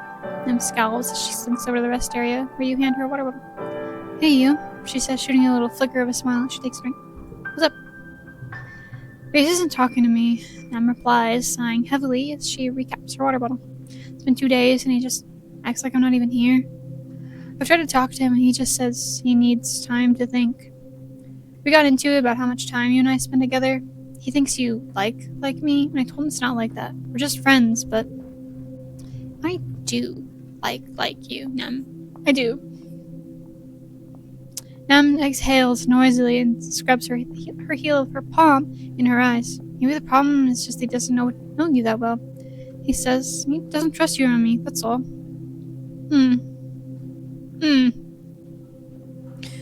I mean, I get being wary, okay? But also, a girl can have a best friend. You gotta assume automatically that a best friend likes her. I mean, I do in this case, but I imagine this scene probably happens regardless, as long as you have a good friendship with Nem. Even if I chose not to flirt with her, if my friendship was this high, I bet this scene would happen regardless. But I am flirting with her, though I don't feel like this is the best thing to say. I'm choosing every option to flirt. So I really shouldn't, probably, in this moment. IRL, I would not say that. Even if I liked her. I would probably say, do you want me to talk to him? I would never say this. And then without proof, I wouldn't say this. Because yes, I have a gut feeling that he's not great, but I don't have any proof that he's not great. He could actually be an okay guy. I can't say that he could potentially be a good guy anymore, not after that. Not after this that she's telling me about. But he could be, maybe an okay guy. Alright, I don't know. Whatever. Face is right not to trust me. You tell Nem that you like her. As more than a friend. You have feelings you want to share. Nem goes completely still as the color reads from her cheeks. Her eyes dart over to Vase at the other side of the room. "Please don't say stuff like that, Selena," she mutters. "You're only going to make it worse for me. If you're worried about this being worse, it doesn't seem like your relationship's that good, Nem." Oh, see, I don't have proof, but you do deserve better, Nem. I can't talk about this here. Nem says, taking a few steps away from you. Please don't do this to me. I'm with Vase, Solana. It's just the way it is. If you're really my friend, you've got to understand that. I step back to Vase. No, it's kind of rough around the edges. But he's a good guy underneath, I promise. He only gets mean about stuff because he cares so much about keeping everyone safe.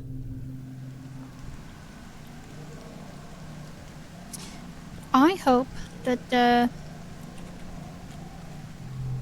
she realizes that he sucks.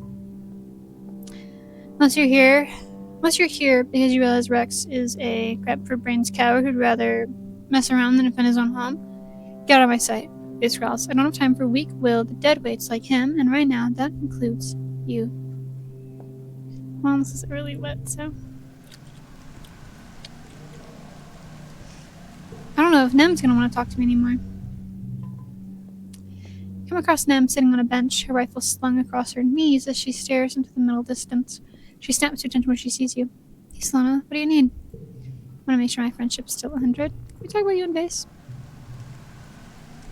Nem's eyes dart around as if looking for someone before she gives you a strange smile. What about him? I can say they're a cute couple or trash bag manted. Nem's head whips towards you, shocked. But what? How can you say that, Solana? Yeah, I know how he gets sometimes. He's still my boyfriend. The way he treats you isn't healthy. Not if you're behaving like this. Persuasion, 30 or greater, or empathy. Oh my goodness, an empathy challenge. My empathy building was not for naught. I can't, not in my stage, the way he treats you isn't healthy. Nem's eyebrows furrow. What do you mean, Solana? Do you like when he accuses you? Nem frowns. No, obviously. What does that have to do with anything? The problem isn't you, it's him. You tell her she shouldn't have to constantly prove herself to Vase. I've never thought of it that way, Nem replies. It's like, we have this argument all the time. He gets mad because he thinks I was talking to someone too long, or because I said something that set him off. And when you talk to him about it, well, he gets really upset that I'm upset with him, and that I have to apologize and reassure him I love him. And then it's always this whole thing. She sighs. I'm just tired of it, you know? I don't know what else to do. I don't know if there's anything else I can do. You can break up with him. Apparently my gut feeling was right. I was either just clicking the only dialogue option I had. But he didn't seem like a great guy. Not with all the way he's been behaving. Like, mostly about like the soldier stuff, I was like, well, maybe that's just how he was raised, right? But the way that Nem has been behaving since being in a relationship with Vase only drove the gut feeling more. You deserve better. Matchbreaker, break up an enemy in Vase. Nice, got an achievement. Nem wipes her eyes. I don't know what to think, she says. I'll talk to him about it and see what he says. He deserves a chance to explain himself, but I don't know if he'll be able to. She gives you a quick hug. Thank you for talking to me about this, Solana. You're my best friend on the whole planet. I mean, yeah, I suppose he deserves a chance to explain himself. On your way to the garrison, you pass a few young soldiers speaking in hushed tones. They seem to be commiserating over Vase's attitude in training today. Oh boy, you might know what this is about. I do. You spot Vase overseeing a group of soldiers navigating the obstacle course. Pick it up, come on. He snaps. You approach carefully. He acknowledges you with a glance before going back to staring morosely at the trainees. Why so glum, Jim? Vase scowls and crosses his arm. Nothing, just a bunch of crap. If I had a relationship with him, I could say I love crap. But I don't. Fine, be that way. I will. Vase glowers and goes back to ignoring you. I guess that's supposed to be like the opportunity to, like, if you were wanting to be in a relationship with Vase, for that to be your moment after, you know, breaking the two of them up. But I can confess. Okay. Catching him scarfing down some rations outside the garrison. She took a nap and didn't have much time to eat. Okay, right. Be ready. This probably be some of the last things I do because, well, it's already getting time for me to wrap this up soon. I have something to confess. Nem looks at you and grimaces as she sees Vase staring at the two of you talking. Sure, she says. Let's go somewhere else. She leads you to the walls, one of the few places to have a private conversation in the colony. The wind whipping in across the fire break blows her hair across her face. What do you want to talk about, Selena? I'm in love with you. Nim stares at you blankly for a long time, her face growing steadily more red. She laughs uncomfortably. Come on, Selena, don't tease me. I'm not teasing. She crosses her arms and takes a few steps away, looking out at the wilderness. Well, you're wrong, then, she says. You're just sorry for me, or something. Nim scowls. What a weakling, Selena. Take care of myself. I don't need you, or Vase, or anyone. I really do like you. Promise. I probably should have waited and not done this the same month I broke them up. Because it's a, real horrible to move to do IRL. Horrible move. Had it done to me, honestly. And, horrible move. Nam goes silent again, refusing to answer, or even look at you. After a while, she scrubs her eyes with the heel of her hand. I don't know why, she mutters. After Vase, I guess it's just... I don't know if I'm ready to trust someone like that again. She turns back to you. But I've known you forever, Selena. You're my best friend. You were with me when Clem died. You didn't give up on me when I was getting brainwashed by Vase. And I like you too. I guess I always kinda did. The hard line of her mouth quivers. I'm just scared, Selena. I don't want it to be like it was with him. You step closer, and Nem doesn't back away. Being careful not to spook her, you reach up and gently cup her cheek. It's never going to be like that again. You telegraph your intentions slowly, giving her time to back away, but Nem gathers her courage and meets you halfway for a tentative, curious kiss. Your heart almost beats out of your chest. You almost wonder if she can hear it too. Gained status smitten. Oh.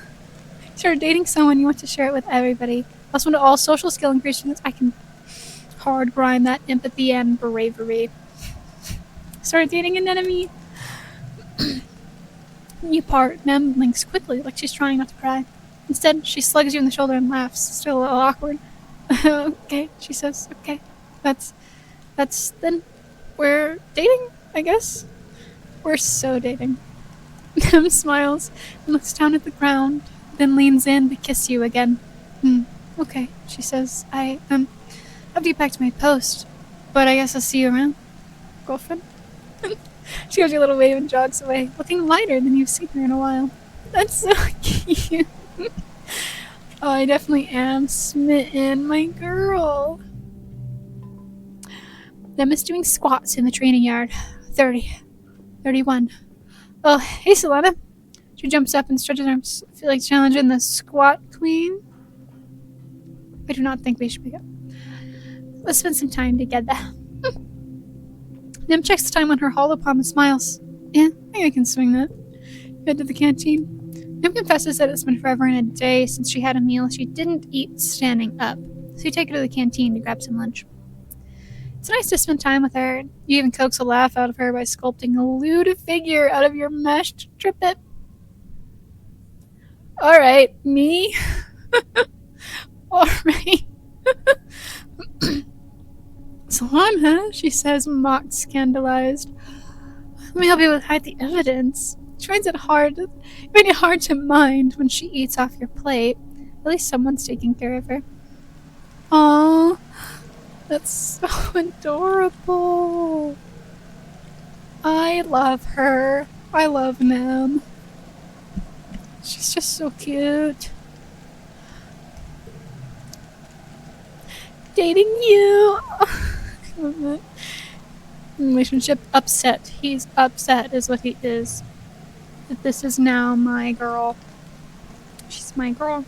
Okay. You were apparently way worse for her than I thought you were. So is my girl. It's mine. I keep reducing my stress.